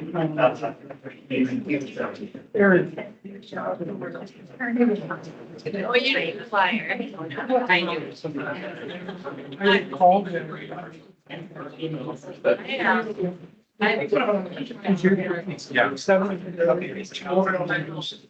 Tell you.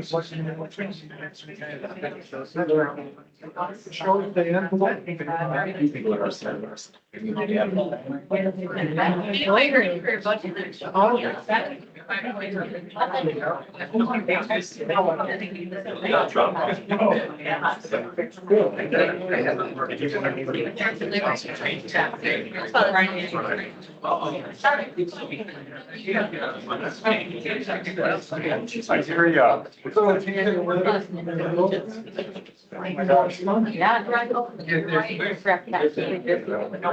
Tuesday night. We stayed in the city.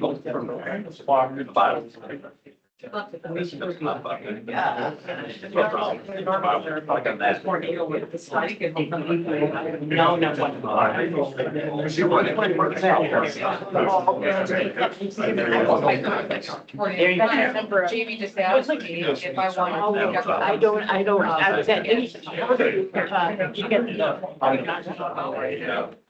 but. But I didn't know.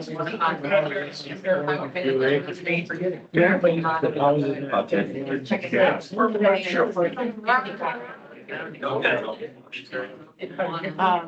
That would be all. I'm trying to be used.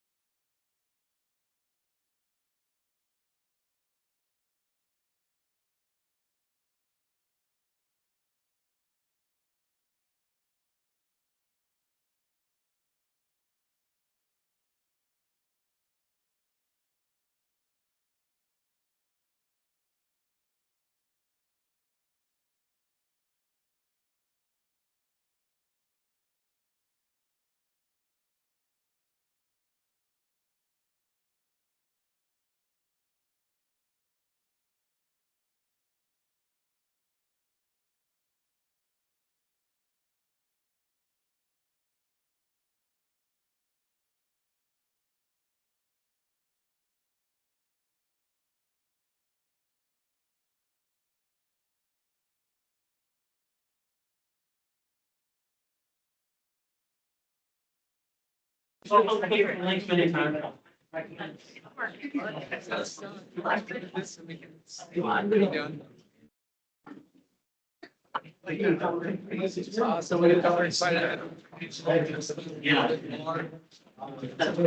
I want to talk to you guys about is iPads.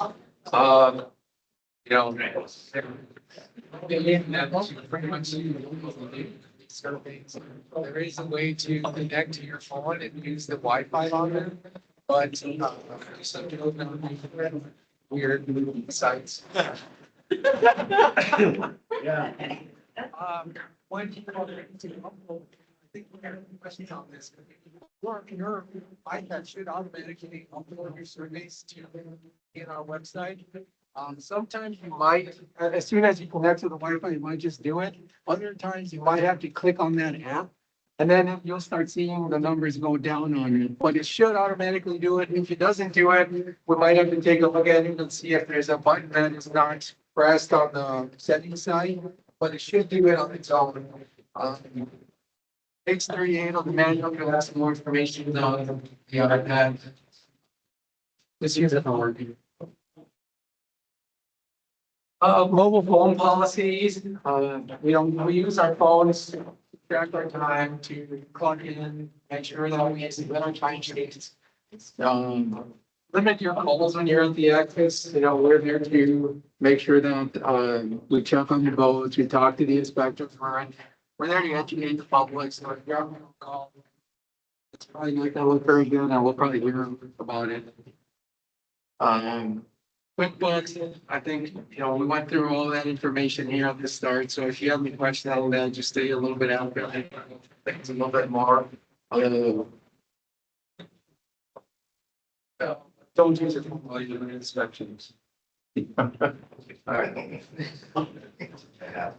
Weather policy or weather events, our county, we have a text messaging system that if there's so you hear weather alert, lightning, thunder, tornado, we'll send out some text messages or information. Well, if you don't feel safe at the access, just let us know. Make a note of the time on the QuickBooks app, and then give us a call at that inspector hotline number. Just so in case we go there after the also passes, it's the reason why you're not there. But we don't expect you to be there. Put your safety on the line. What's the last meeting with the department? Did communicate with some of the inspectors that were out there, just letting them know if you didn't feel safe or if you needed to go home. The people that were on that east side to, just let us know and take it off, like I said. If you were seeing something down there, weather events, just let us know, keep in communication, we'll get it figured out. Lunch break policy, you are allowed a half-hour compensated meal break at the access and then 2 15-minute breaks. It's not written into your schedule, so you kind of take when you need it, just go ahead and take it. Make a note on that QuickBooks app. Just in case we go there and you're in your car, we know that, it's for a reason. Breaks, just kind of do the same thing on your QuickBooks apps, make a note on there that you're going to be taking a quick break and then you'll be back soon. That's, if you got to go to the gas station, get a water, or you need to use the restroom. If there's no restroom there, just kind of let us know too. But you do get that half-hour paid break and then 2 15-minute breaks too.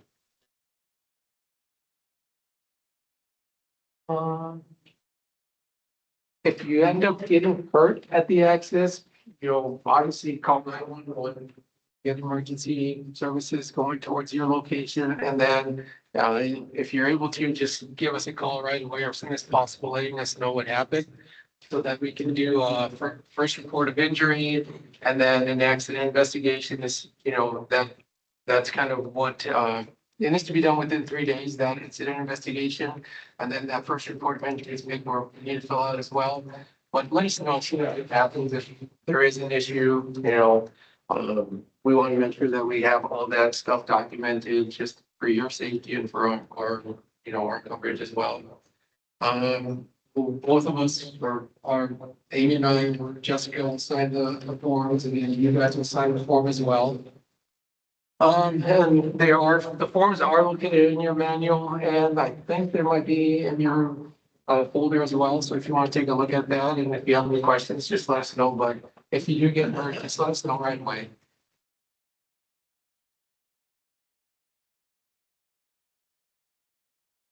Other policies, I guess, leaving to leave the program in good standing, give us a 2-week notice if you find a different job, or if you're gonna be going back to school, those that are going, in the fall, go back to college or high school.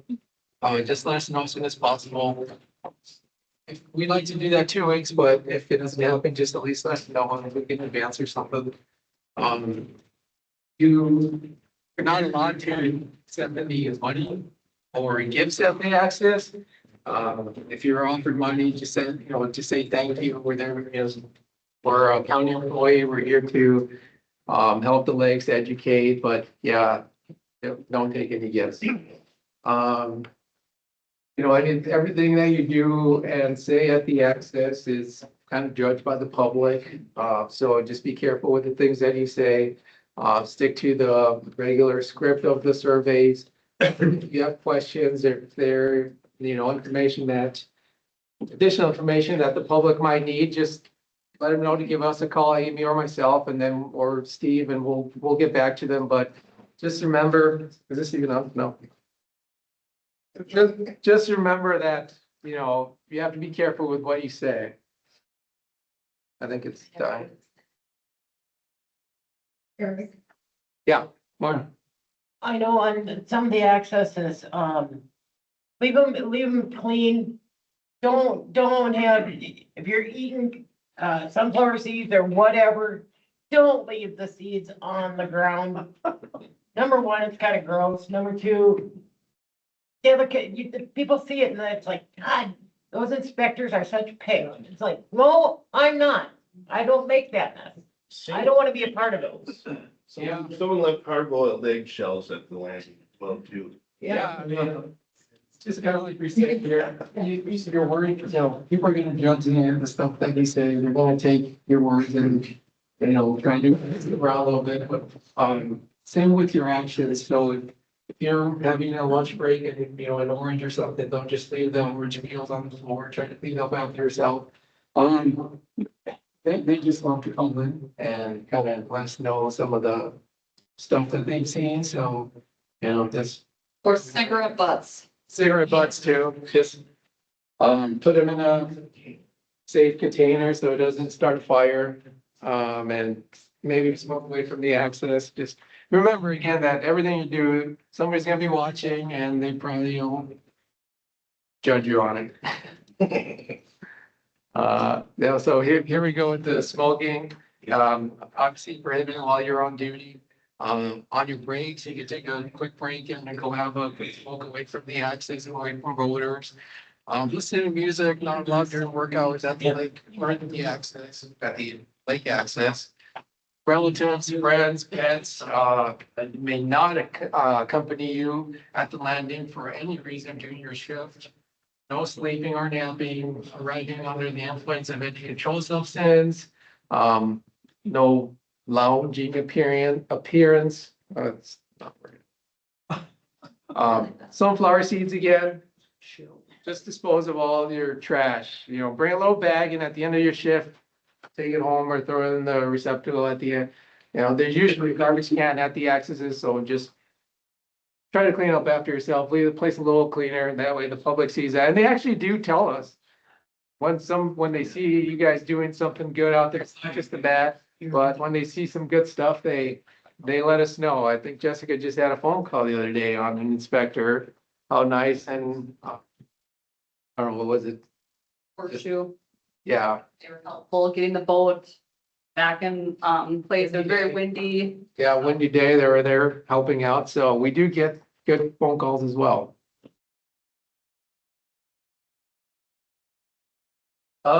Disciplinary structure is to ensure the watercraft inspection program consistently represents Crow Wing County well, and to ensure inspectors are clear on how disciplinary actions will be handled.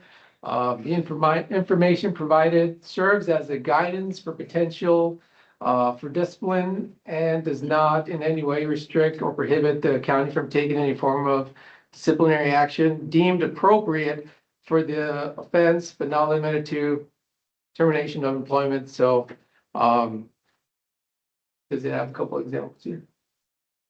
Possible offenses: reporting late to the access, poor service or attitude or performance, profanity, damage to vehicles, unauthorized leave, altering the uniform, working outside the approved scheduled hours. If you do have to work a little bit later, or, maybe you're at the access and you see a line right away, we understand that. So if you need to log in a little bit earlier, put that on your time, quick notes. But for the most part, we want you to stay within that, 10 to 6 times timeline. Using tobacco products while on duty, possession of fireworks, don't do that. Excessive absenteeism, so if you're always gone. Threats, verbal aggression or abuse, don't do that either. Unsafe actions involving injury or equipment damage, under the influence of anything, especially if you're a minor. Serious acts of aggression, disrespect to a coordinator or lead supervisor, to the public or each other. So that's just a few examples. Just be an adult. You guys all know what's right and wrong. So if you have any issues, something comes up, just let me, Amy, or Steve know. We'll try to help out. But, these are some of the possible offenses that might get you written up or possible termination. Anybody have questions on that one? That stuff? Hey, Eric, back to the trash Yeah, at the access. yeah. I have yet to see a trash can at any of the accesses. Gilbert Lake's the only one that I know that has that trash. And my garden's getting a little full of minnows. Grace Lake has one. Breezy has. That's good for awesome. For some reason, I thought we had quite a few accidents, but I guess we'll take a mental note when we're driving around. But yeah, I mean, just whatever you can do to minimize that. Like I said, if you can bring a little, garbage back from home. Let's try to keep it. Yeah, it goes back to when they dump, a lot of, no water to replace their bait thing, and they're supposed to dump it. Well, some of those places don't have dumping sites for bait and things. So I have in the past had like plastic bags where they just dump it in there and but, I don't know how far we want us to go with that. Maybe we'll send out an email to, see if they can put some trash bins around the area. But you know how that goes. Yeah. The reason that, from what we were told back when, was the reason they took the trash cans away and everything, because they had everybody else's garbage. Yeah. It was nothing to do with the bait or Yeah. anything else. Yeah, they had everything. You name it, they were finding them there. And that, what I tell them is when I have to have them empty out their water and that, well, what do we do with our bait? Take it home and dispose of it properly, please. You cannot put it in our lake. You need to take it home and throw it away. Just like any other garbage that you may have. Yeah. I'm not your garbage disposal. Yeah. I mean, try to come up with different solutions to, that type of situation. But for the most part, I think everybody will understand. Nobody wants to see an access full of trash all over the place. So. Right. But, Here and there, this is, this is more kind of towards the end of the season, but here and there, we might pair you guys up with the DNR, worker. The DNR is obviously covering a lot of the same accesses that we cover. Their policy usually is to have 2 people for every shift. So if they're short one person and we have one level one inspector, we might just pair you guys up together so that, most of the time they bring their T-con station, so help them out a little bit.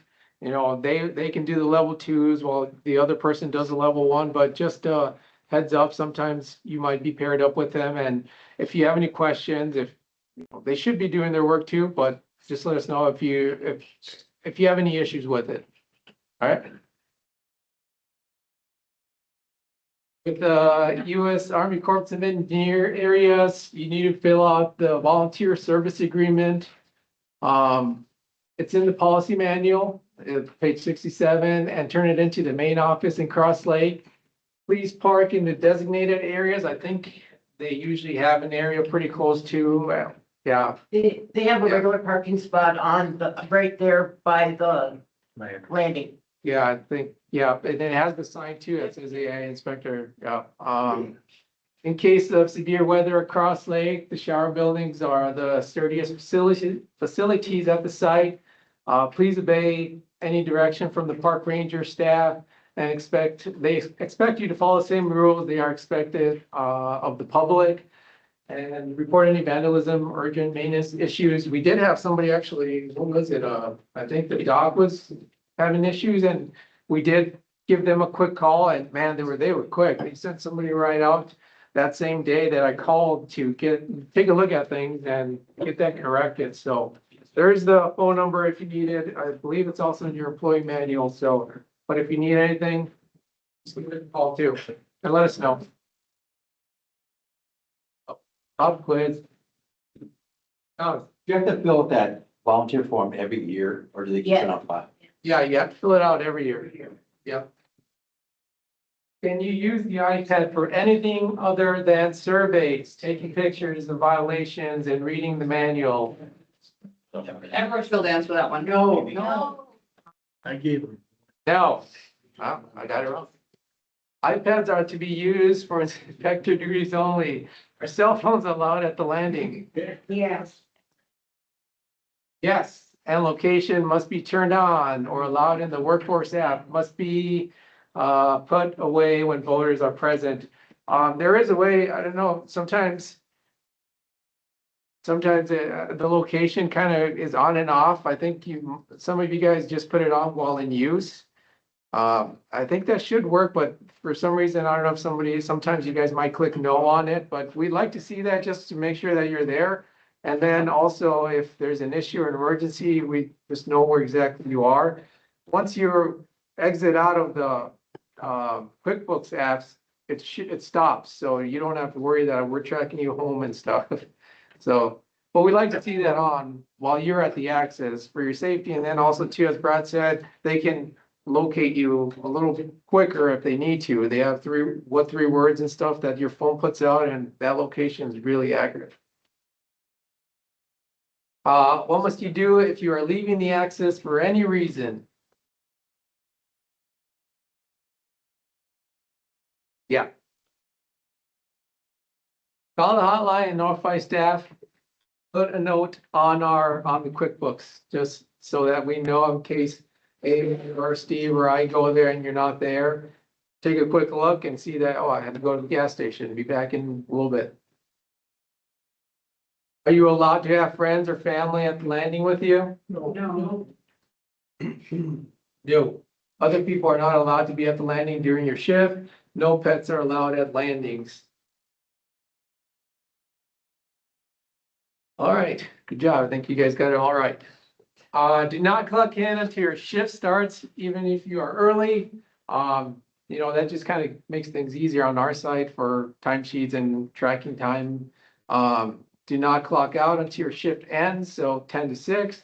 If you are not, if you will not be compensated, you will not be compensated for arriving early. But if you do have an instance where there's just a ton of boats, maybe a tournament you see, and you need to start inspecting early, just let us know. We'll kind of review that stuff on a case-to-case basis, but for the most part, 10 to 6. Not allowed to leave early, arrive early, so you can't come in at 9:30 and leave at 5:30. You are not allowed to leave late if you arrive late, so same deal. try to stick to that 10 to 6 schedule, please. Daily procedures, checklist, start of shift, park, clock in, location, flag, iPad landing. So make sure you, I think on we'll have a couple slides that'll give you ideas of where we would like you to park here in just a few minutes. But make sure, you're not using up a lot of the spaces that would be designed for boats and trailers. Keep your car and yourself in a safe location, clock in right away using that Quick Force app. Make sure that location is turned on, put your flag up right away so that people know who you are and what you're doing there. Get your iPad ready, and then if you have any questions, something comes up, always give us a call, but do your surveys. Oh, when you are doing your surveys, make sure you identify the correct lake too. Kind of talked about it a little bit, but our area starts with an 18. Eric, one thing that I bring late season is a rake. Because when the weeds start actively growing with boating activities, it helps bringing a rake, particularly when you start. Some of the accesses, depending upon the direction of the wind, the bulrushes, weeds will come in, and clearing them really makes a job somewhat easier when the boats retrieve. Well, maybe what we'll do here, if we have a little bit of time at the end, we'll ask the returning inspectors to give a quick tip on what they do that might help these new guys in the future. But if we have a little bit of time at the end, we'll do that. For getting to your shift, please try to arrive at least 10 minutes early just to get your stuff set up. Make sure you have everything you need. If you forgot your flag or if you forgot your iPad or something, it gives us at least a little bit of time to get to you and provide, another flag or whatever you might be missing. But then that's here, you're ready to go as soon as the time hits, you're set, you're ready to inspect. Again, park your vehicle out of the way of boat traffic. Get your flag ready, put your vest on, your hat on if you want to wear a hat. Have your tablet turned on and ready. Please remember to charge those every night. I know some of these are a little bit older, but for the most part, we try to keep a good rotation and get those swapped out. But if yours has any issues with charging, let us know. And either we'll try to see if we have another one we can give you, or if we can give you like a battery pack, that'll help out too. Don't press the start button on the DNR survey until the boater enters the access. Sometimes they might see you and just say, see you later. Eric, Yeah. it's probably important to say that you wear another hat. If you don't like the Crow Wing County hats, that's too bad. You can't wear your own. Yeah. We want you to wear those high visibility hats just for your safety. I mean, I don't know if you guys have seen how people drive out there. Some are not the best. So if you have that lime green sticking out front, behind the boat, behind the truck, it should help out. But again, wear our, safety vest and hat. Here are a few, I think we were talking about that. Here are a few ideas of where we would like you to park, depending on the access. This is round, or maybe you guys can tell me where you think would be a good idea or a good place to park. Yeah, Doug. Is he pulling the access in the grass to the right? This area? Yep. This area? Okay. That's where you keep your car? And then where do you go and set up your stuff? Right at the landing? Or, If you're looking at the access to the left, oh, there, the flag. okay, yeah.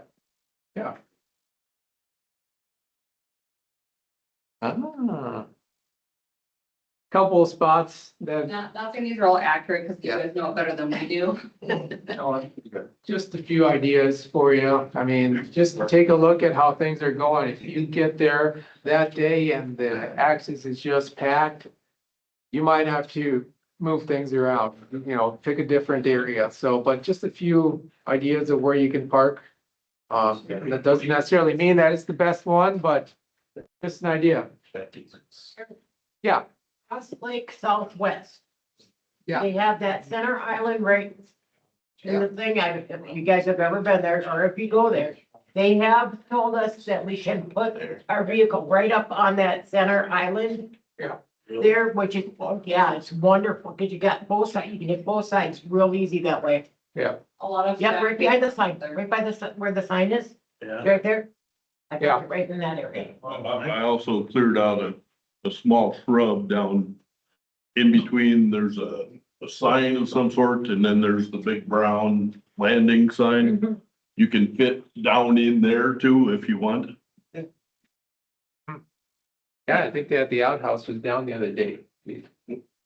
Hopefully they get that picked up quick. Hubert. Right? Yeah. Anybody have an idea of where we should park? Pretty small access. But there is some additional parking towards the back there. What do you guys think? John? I park in between the handicap and the woods. It's kind of a tricky little spot, but I go back down into the, more or less the ditch right there. Yeah. This southeast side, right? Is that where the Yeah. sign is? Ah, I go kind of on the other side of that and like angle into the trees in Hubert. So, Here? yeah, yeah, it's a little dicey, but yeah, that's a tough one, just because of how small the access is. You know, and depending on kind of boat and trailer you're gonna get, they might need that whole place to do it. So getting tucked in, there is spots in that way back, but obviously there is a little bit of a hike. there was a bear sighting at Hubert Yeah. last year. I didn't see it, but the just came into me. Yeah. Close. So, I try to park in the ditch if you can, just because we've had voters call and complain about people parking and they can't get their boat. Yeah, this is a very small landing. Another thing we're gonna work with the DNR, I don't know if they're gonna be able to, but if the boaters would back in, like how this truck has its trailer sticking out, it takes up some of the place for those boaters to turn. So if they would back their trailer in, they can get back in here a little farther because they can get their trailer into those weeds. So we're working with the DNR. It's just a tricky access altogether. There's not a lot of room. They moved the outhouse now where we used to park. That's what the one guy, I had someone call and said the outhouse was moved this year. So if you, I cleared out some of the brush, so you can park right, like, on the side, or not on the side, but in the side of the outhouse, and you're on the grass. Yeah. In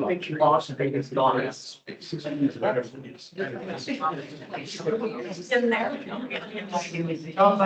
just because it's a smaller area, you know, they do, most of them probably need this whole area to turn around and back the trailers in, but again, just, we'll try to figure something out with DNR, put in some signs like Jessica was saying of having them turn or, kind of have their trailers reversed and maybe point a little bit into the. Yeah, because they can back 6 feet in. Yeah. Right. Yeah. So I don't know if the DNR will do that. That was his suggestion from, it was actually a homeowner on the lake, but, so we'll be working with the DNR and that we personally, if you're there as an inspector, you can't tell them to do that. You can suggest it, but don't try to tell them and make them. We can't do that. But hopefully that's in the works because we know all around this is a tricky landing.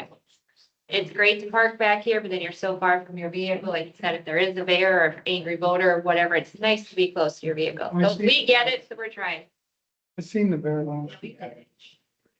No bears, no. But yes, there is bears. Well, there was a vehicle, one trailer crashed into another vehicle last year when I was there, so it is a hard, Yeah. Very I hard. mean, look how. It's,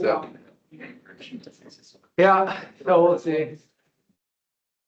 Here, Eric. Oh, no. Let's greet this boater in your most friendly way, Eric. Hello, my name is Eric. I am a watercraft inspector for Crow Wing County. Can I please inspect your watercraft? That's pretty good, huh? You're hired. You know, be courteous. Obviously, like the DNR training said, greet the boater, let them know why you're there. Have them come with you if they want to, and just kind of point out the reasons, what you're looking at, what you're checking for, why we're there. The DNR survey is obviously going to be your guide on what to do. Start the inspection and then follow what it is asking you to do. You'll be performing obviously inspections on both entering and exiting watercrafts. This includes Minnesota DNR, boats, water patrol, and lake service providers. The only reason you wouldn't do somebody from the sheriff's office or a conservation officer is if there's an emergency, right? But they're also subject to doing these inspections. You can ask them, are you in a hurry? If they're not, then just follow your normal protocols, but they'll let you know if they're in a hurry, so. So just kind of like you normally would, just check the boat, the trailer, see if there's any aquatic invasive species attached, any water in the compartments, plants, check the plug, make sure it's out if they're coming in, or once they're heading out, make sure they take it out so that that water can drain. Live well, bait buckets, those new aerated coolers. You know, that's a tough situation, but it's still, they have to follow the law. And the law says that if they're using it as a bait container, they have to dump that water out and put a new one.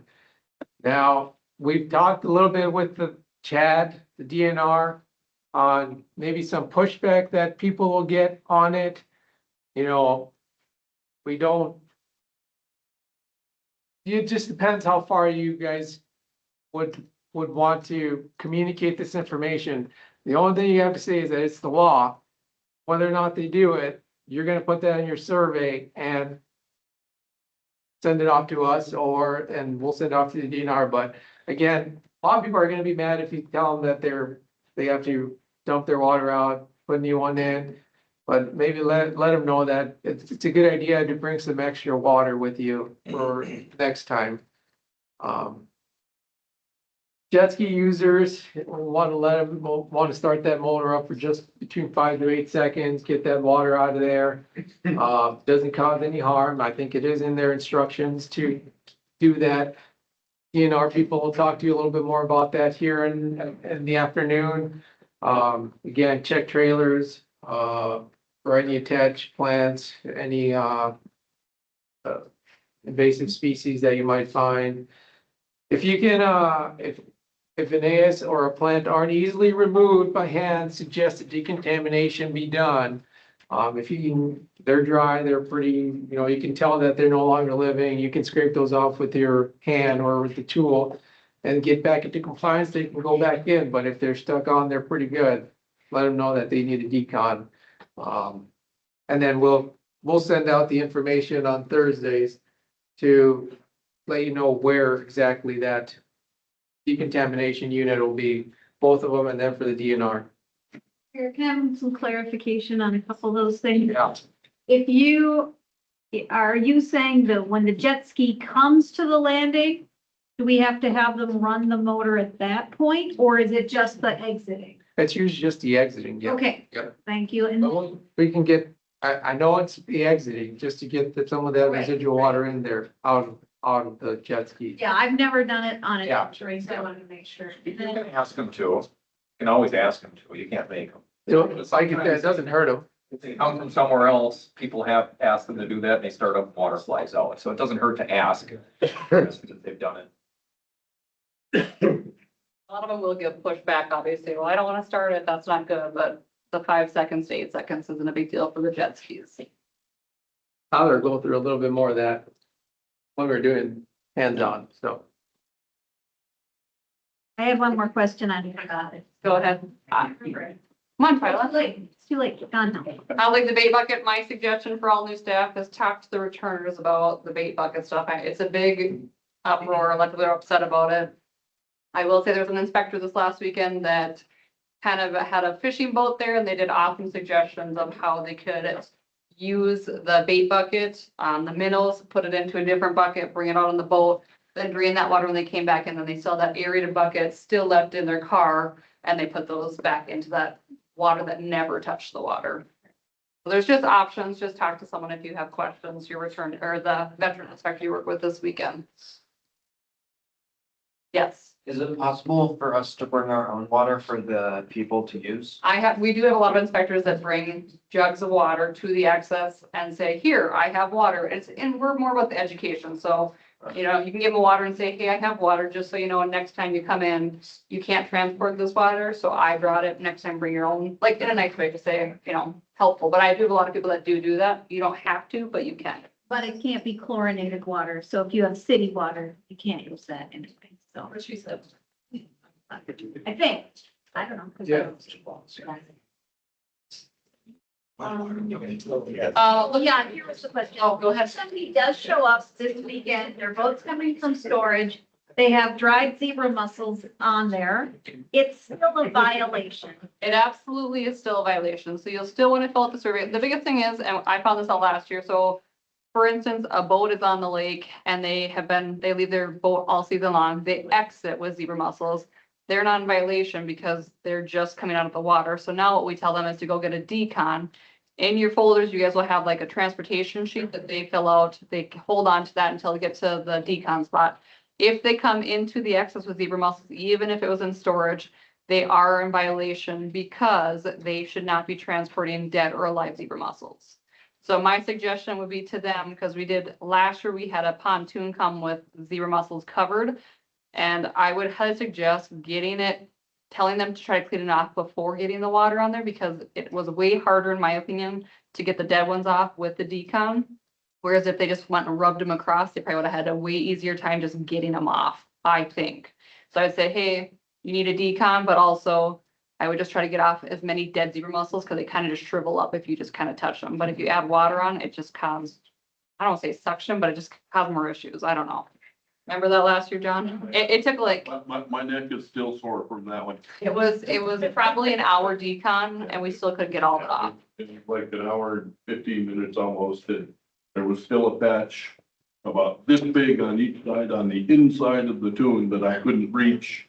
Yeah, so my suggestion was to tell them to try to like brush off all the dead, because once we add water, it just, I don't know what caused, I don't say issues, but it was harder to get them off than probably just being able to rub them off because they were so dried out. Did you let them launch them? Nope. We told them they had to go for that. I think I told the old guy, it's like, do you have a grandkid that can crawl under that trailer and scrape those out? And don't get me wrong, did they go to a different access and get in? Possibly, but we told them we would not allow them to launch because so it was up to them. Like for decon, it is our job to get it clean, but if we can't get it that clean, you say, I did the best I can. Now you have to take this home and get it cleaned off the rest of the way. They were nice about it, but they weren't necessarily overjoyed that they couldn't get the pontoon in the water space. So We can only do what we can do. this is just kind of a picture, just different spots that you can look for zebra mussel, or making sure that there's water that is not in there. So, you know, when the boat goes in, they're backing the whole boat in with a trailer. Sometimes some of our lakes are so low right now that they're backing quite a ways in to get that boat out there. So then just making sure when they exit and all that stuff, where you should really be looking. So looking at that axle, because you might find those weeds, looking at the rollers, because maybe it's low enough that if it's a, what do you call it, weedy area, things like that. So just making sure that you check all these spots. If they have an anchor, you should check their anchor. If they've been throwing that off the side, there's a good chance that there is vegetation or the zebra mussels or something like that. Live wells, you want to check to make sure there's no water in the live wells. You know, you shouldn't be looking to see their fish count or what fish they have. It's more making sure that water is drained. They're draining it, or when they come in, that there is no water in there. Safety tips, stay hydrated. Please bring lots of water. I mean, you'll learn, like I said, anyone that's new, please talk to the veterans and just ask questions, you know, maybe what should I bring? But staying hydrated is huge.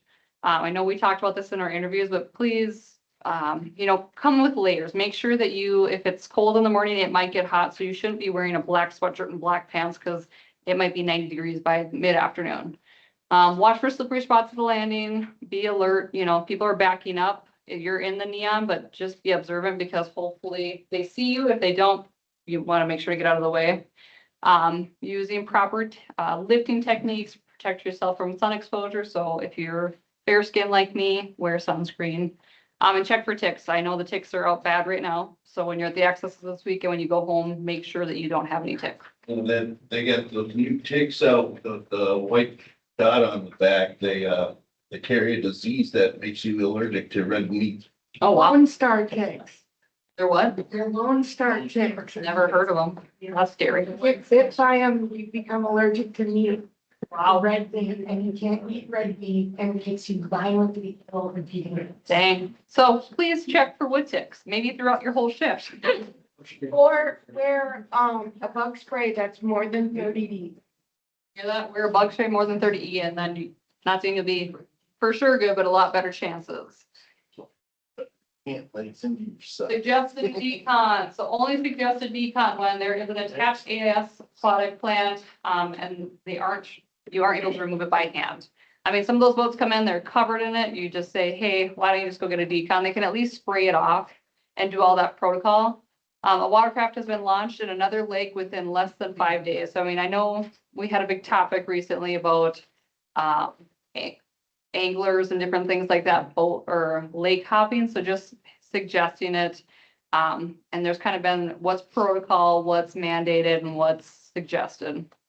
A watercraft is exiting a zebra mussel infested lake, you should suggest that. A watercraft is out of state, you should highly suggest that as well.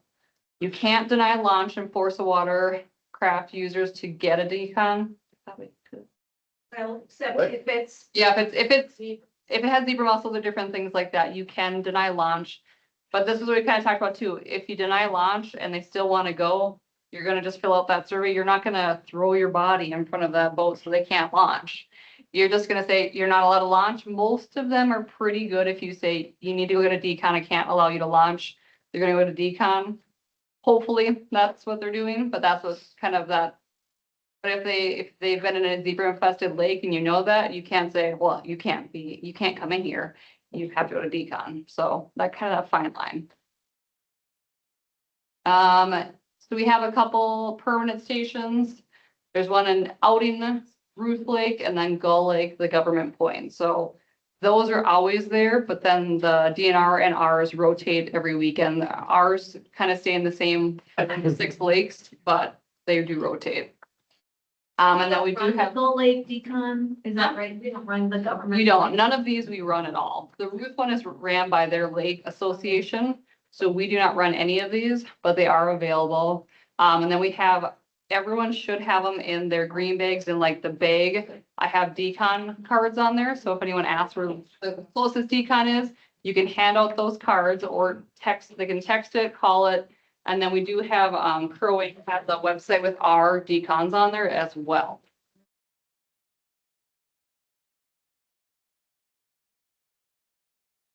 Heat is the key for killing zebra mussels. Anyone know? Oh, never mind, it's already there. But the temperature 140 degrees for 10 seconds, 120 degrees for 2 minutes. Lower temperatures increase time, but is safer for some of the equipment. So some of those equipment, when you have it out there, you don't want it to have it too hot, especially we've talked about old boats, you know, some of those you won't decon or you'll talk to them about it, but you'll need to make sure that you have that temperature high to kill off the zebra mussels or plants or different things like that. And then you have to just do it longer for the 120. Bi-weekly decon maintenance. So if you're doing decon this year, we're going to make sure that we do our maintenance on it to make sure the filters are cleaned every shift. Kind of have like a sheet we'll go over to make sure that it's getting cleaned and that that water just doesn't stay in there. Anyone's interested in decon, it is $2 more an hour. Just reach out to us if you're interested. You'll, like I said, $2 more an hour, but you'll have to likely come into office, pick up a unit and go somewhere. So it just depends on if you want to drive from one side of the county to come into Crow Wing County to pick up a truck, but it is $2 more an hour to do it. Pop quiz. Where should you park during your shift? Not in the lake. That's a very good point. You should not park in the lake, true. Anyone? Out of the flow of traffic. Out of the flow of traffic, absolutely. Out of the way of traffic and flow. not in the parking spot that say do not park, especially, or even there's some handicap spots that are like close, just stay far away, please. Do you inspect entering and exit watercrafts? Yeah. Yes. What? Whatever. Can you deny launch and force a decon? I feel like this is not correct. Fine line. I highlighted it for that reason. I forgot about that. I did highlight it. You can if there are attached. Yes, you can if there's attached zebra mussels, yes. But other than that, you can suggest. Where are 3 permanent decon stations located? That map I showed you, where, give me some. Probably I'm going to you. Outing. Ruth Outing, Gulf Government Point, Gull Lake, yes. Good job. How can you find the location of the mobile units? Yeah, You have a handy dandy QR code in the back of your manual, your watercraft manual. You can have them to I'll do show it. you. Is that on there? Isn't there? Oh, yeah. No, you're fine. I just was like, Yeah. That'll be just the DNRs. The one in there will be just the DNR. That's Well, DNR. ours will be on there too.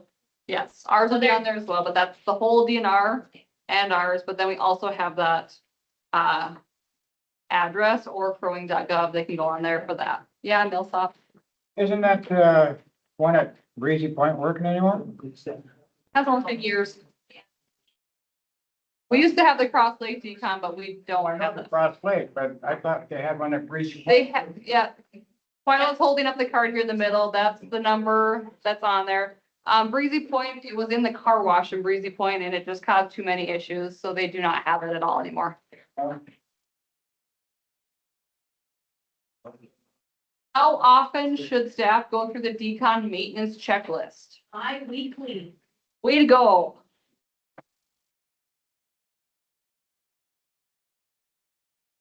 The violations, step 1, inspectors must fill out the violation form, so you have them in your folders. Step 2, if there's zebra mussels attached, try to help remove them. If they aren't removable by hand, deny launch and fill out that transportation form. So you have I gave you 3 violation forms and I should have given you 3 transportation forms. They fill that out, you give that to them to go to a decon unit spot. Technically, they can decon at their own house if they want to, because they have a high pressure, but there are decon units we suggest for them to go to. Step 3, report the AIS violation by texting a picture, so that violation, so you can, I wouldn't text, I would email it to one of us, that violation form that you filled out, so we can get working on that paperwork side. Step 4, once you sent the violation report to us, call the hotline and let us know about that as well. And then step 5, you must upload that AIS violation survey data on the tablet. So within the 24 hours, so I would suggest when you go home that night, if you have a violation, connect to the internet, make sure that that form gets uploaded right away.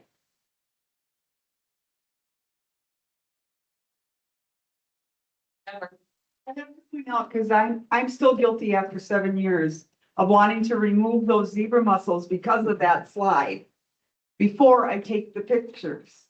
Oh, So because that's was kind of ingrained into me at Yeah. the beginning. And then I get in the survey and it's like, oh, crap. So that makes sense. So yeah, make sure you get your. sure you do your survey and get your pictures before you start removing, unless they're dead entering in the spring. Well, they still. I mean, that's, You still this gotta is the have. hard part. Like, I know some people are like, well, they came into compliance, it's not a violation, no matter what. If they come there with zebra mussels, it is a violation. That's coming, right. So here's the form, it's in your folders, but you use this, you fill it out, to the best of your knowledge, so try to get writing right away, because I'm assuming it goes by pretty quick. And then after reporting, contact us so that we know to expect that, or if you can't get our email address or whatever, then we'll come pick it up, but it would be the fastest to send it through email to Eric, me, would be your best option. This is the permit you'll have in your folder as well. This is the permit you give them. And then they can fill that out themselves essentially, but you'll give this to them to fill out and then they will go to a decon is what they're supposed to do. Does it happen? I'm not always sure, but they're supposed to do that. Protects our lake, educate boaters. So drain, leave the water at the lake, drain water from the boat, live well, motors, make sure that water stays at the access and that you're not leaving with it. Clean it up. So clean up the rig, remove the plants. You guys have grabber tools. I do think it's also very important that you don't do the work all for them. You make sure to show them and have them do it as well. I know some boaters will say, here's the wand. It's, you know, it's really up to them to make sure that they get that boat clean. We can help, but it's really their responsibility when they leave to make sure that boat is picked up and cleaned up. Dry it out. Do not move boat lifts, docks, equipment from the water with a 21. So if they bring their dock in and they've sold it to their buddy, it's supposed to stay out of the water for 21 days before it goes back into a different lake. The spread the word, not the species, unless it came from the body of water. We don't put it there. So a lot of people will say, even the violation stuff, why was at this lake last time? These zebra mussels are from here. It still doesn't matter. We don't want to bring more in there. We're trying to get rid of it. So I know that's been brought up before. Well, does it matter if they left this lake and come back to the same lake? It still matters. It's still a violation. Upload your surveys. Those surveys must be uploaded each week. I highly suggest that your end of your week, make sure it's connected to the Wi-Fi at home and upload it. If you have any questions, you can reach out to us. We can usually help you with it. We will check surveys accuracy. So do your best to, you know, that 1-8 is so important if you're going into a Crow Wing County lake that we know, because we go back through all the surveys and do our best to make any fixes. So, you know, round, there's 8 rounds in whole Minnesota. So if you put round in a different county, that throws off the data. So then we go back in the backside and try to fix all that data errors the best that we can. But just try to take your time and the accuracy to get that stuff filled out correctly. A red circle with the number shows the app like icon, so those are not uploaded. So on your app, you'll have at the bottom, it'll have a number, a red circle around it. Those have not been uploaded. So once they've uploaded, that will disappear. Accurate data surveys are important. So like I said, try your best to make sure you fill the data out correctly. And there's no reason, you can upload it after every shift if you want. There's no reason to not do it. So I upload mine every shift and then I like it because then I start with a clean slate. And then at the end of the day, I know how many I did and I feel confident.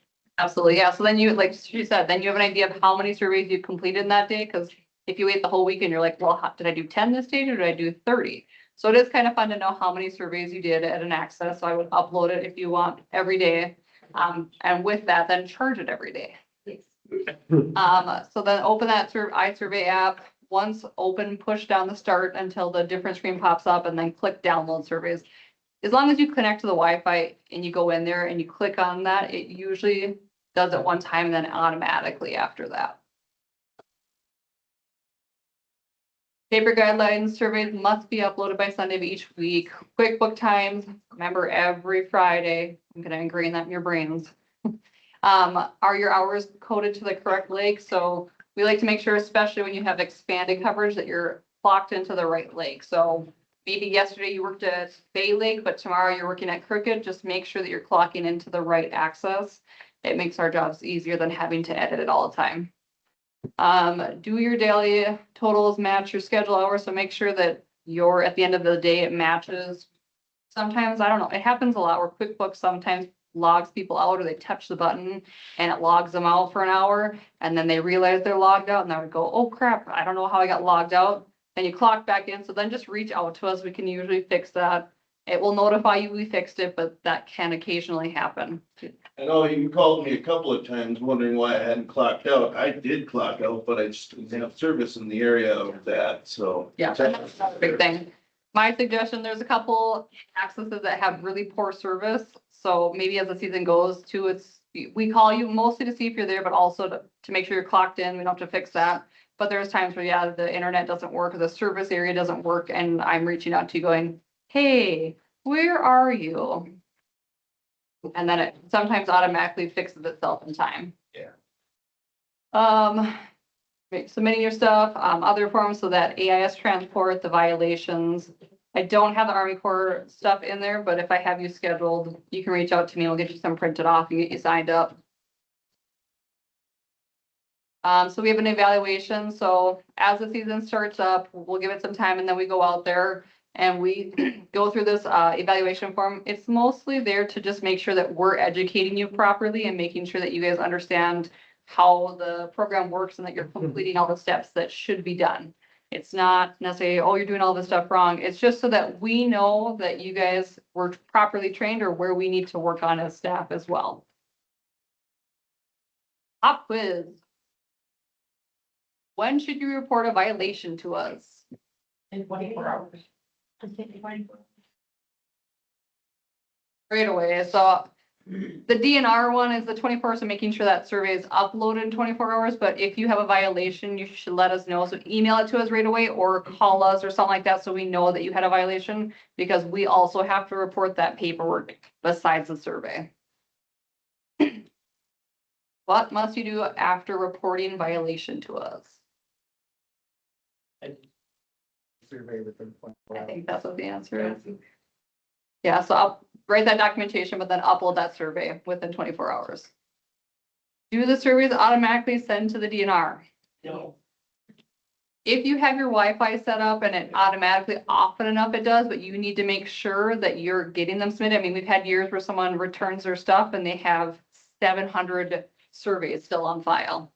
And then if, yeah, it's happened before. There was one year where I think this was a handful of years ago, and then they couldn't submit the data because it was too late. So, and that's a huge thing of survey data that we need. So I would say it usually automatically uploaded, but please double check that because we really want that information being sent off to the DNR. How often do you need to upload your surveys? Once a week. Weekly, for sure. Do we ever come check on you or do an evaluation? Yeah. Too often. Yeah, so someone's out every weekend. There's often enough 2 of us out. Sometimes there's 3 of us out. Sometimes there's 1, but we're just out there making sure you're there. If you have any issues, if it's crazy busy, we're there checking on you, helping. You know, probably about 3 weeks to a month in, we'll be with the forums, just checking in to see if you guys understand the program and how to actually complete an inspection. So we just take those notes for evaluations. What are you going to do after your shift tomorrow or sooner if you don't work tomorrow? Yeah. You're gonna submit your time. So I said, we're gonna put this to make sure you know that. So I don't have to send you an email on Saturday because I'll need it by Monday. That's all completed. If you have questions, I think we have a little bit of time. We can have veterans talk about stuff. I sometimes get somebody at the landing saying they power wash it at home, but it's cold water. And I've had that a couple times. Well, I know like to kill anything off, they're supposed to have 140, but if they, I mean, they can technically power wash it at home to get rid of any vegetation or something like that. So I mean, if they come to the boat launch, they have zebra mussels and they said they spray wash it, it's still, they can't go in. So, but if they do come there and they just said, oh, I clean up all the weeds, I got this cleaned myself, they're good to go. But if they have more stuff on there, then I would tell them to get a decon, if that makes sense. But that's for the newbies because Gotcha. That'll come up to them. Absolutely. Any other, yeah, Marna, No matter what, if they power washed or not, you still gotta inspect it, so. that's true. You're gonna find something or not. Yeah, If you don't find anything, they're good to go. absolutely. Twyla. So new people, you will have people tell you when you go and say, oh, can you pop open your live well, let's make sure it's clean, drain and dry. They will say, I've never had an inspector do that for me before. I'm gonna call BS on that because I really do think that most of us have started to say, hey, I need to see your live well, let's make sure it's clean, drain and dry. The response I always give them is, oh my God, that's so exciting that I'm the best inspector in Crow Wing County. Thanks, I rock. I really did my job good. Like, don't let them bully you into thinking that you don't know what you're doing. And that's the big thing, like, and I know some people don't like to share because of their fish. I know that's but like, well, I don't want to share my fish, but it's more of, we just want to make sure there's no water in there. I don't really care what's in there. I just want to make sure that there's no water in there, the biggest thing, or that it's draining or not plugged or whatever it might be. Hey, Farley, why don't you talk about your stickers you have? I think that's funny. Well, I got some free stickers. One of the stickers said, I'm sorry for what I said when we were launching the boat or when we were at the boat landing. So I'll occasionally slip that to the right-minded person. So it is fun. Have fun. Marna, I have found over the years that when you have, motor, you have the motor come down, but they have their secondary, the trolling motor, or a secondary motor. Make sure they bring that down too, even though it's been sitting up there when they do stops, it can get water up in them. So I always have them, and they said, I've even made a couple of them a $5 bet. I go, if you don't have any water in there, I will gladly give you $5 for helping me out. And every time they've had water in them, I've never have to give that $5 out.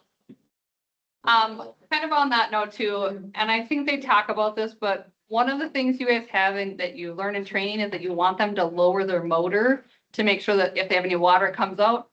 It's not, please try to remember to tell them to lift it as well, because I've had times where they don't lift it, then they yell at you because they forgot to lift it. Not saying it's on us, I'm just saying, please try to also remind them to lift that motor so that when they leave, they're not hitting something and wrecking it. It's happened a time or two, but highly suggest, hey, don't forget to lift your motor.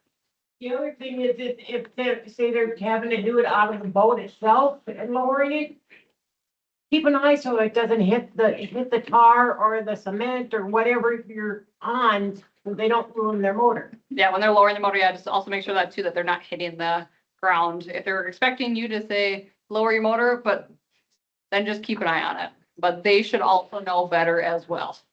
That fine line. Any other comment suggestions? Yeah? Just information, the Brain Walleye Alliance. You'll probably see a person at North Lawn and also at Pelican doing their surveys this year. Well, can you talk more about like, just so that no, there's, I don't know what they are. I don't know, they college kids or what are they? They're, I believe they're students from CLC Okay. and they are doing surveys and they talk to the angler. Most of the time what they do is let us for inspection.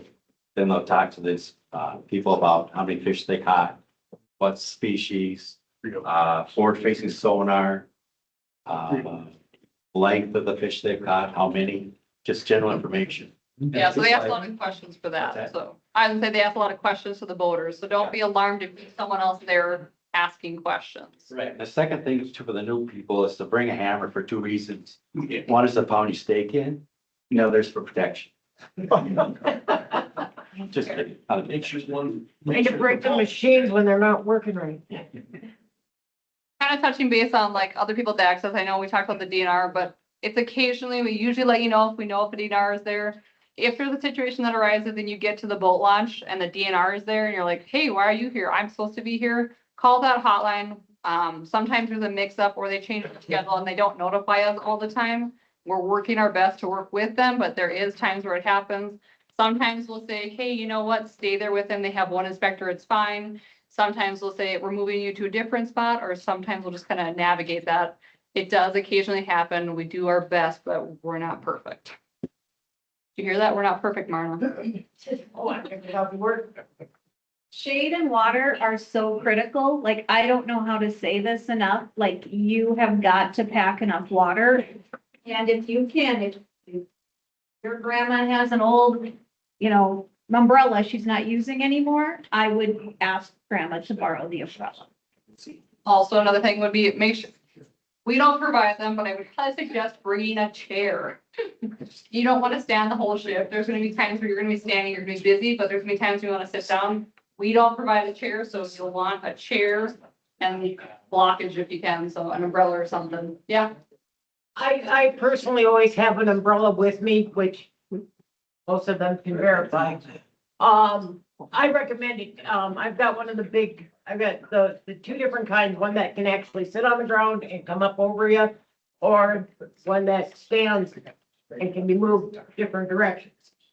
I recommend if they're not that expensive online, we got ours through Amazon. I recommend them. It's gonna save you a lot of skin.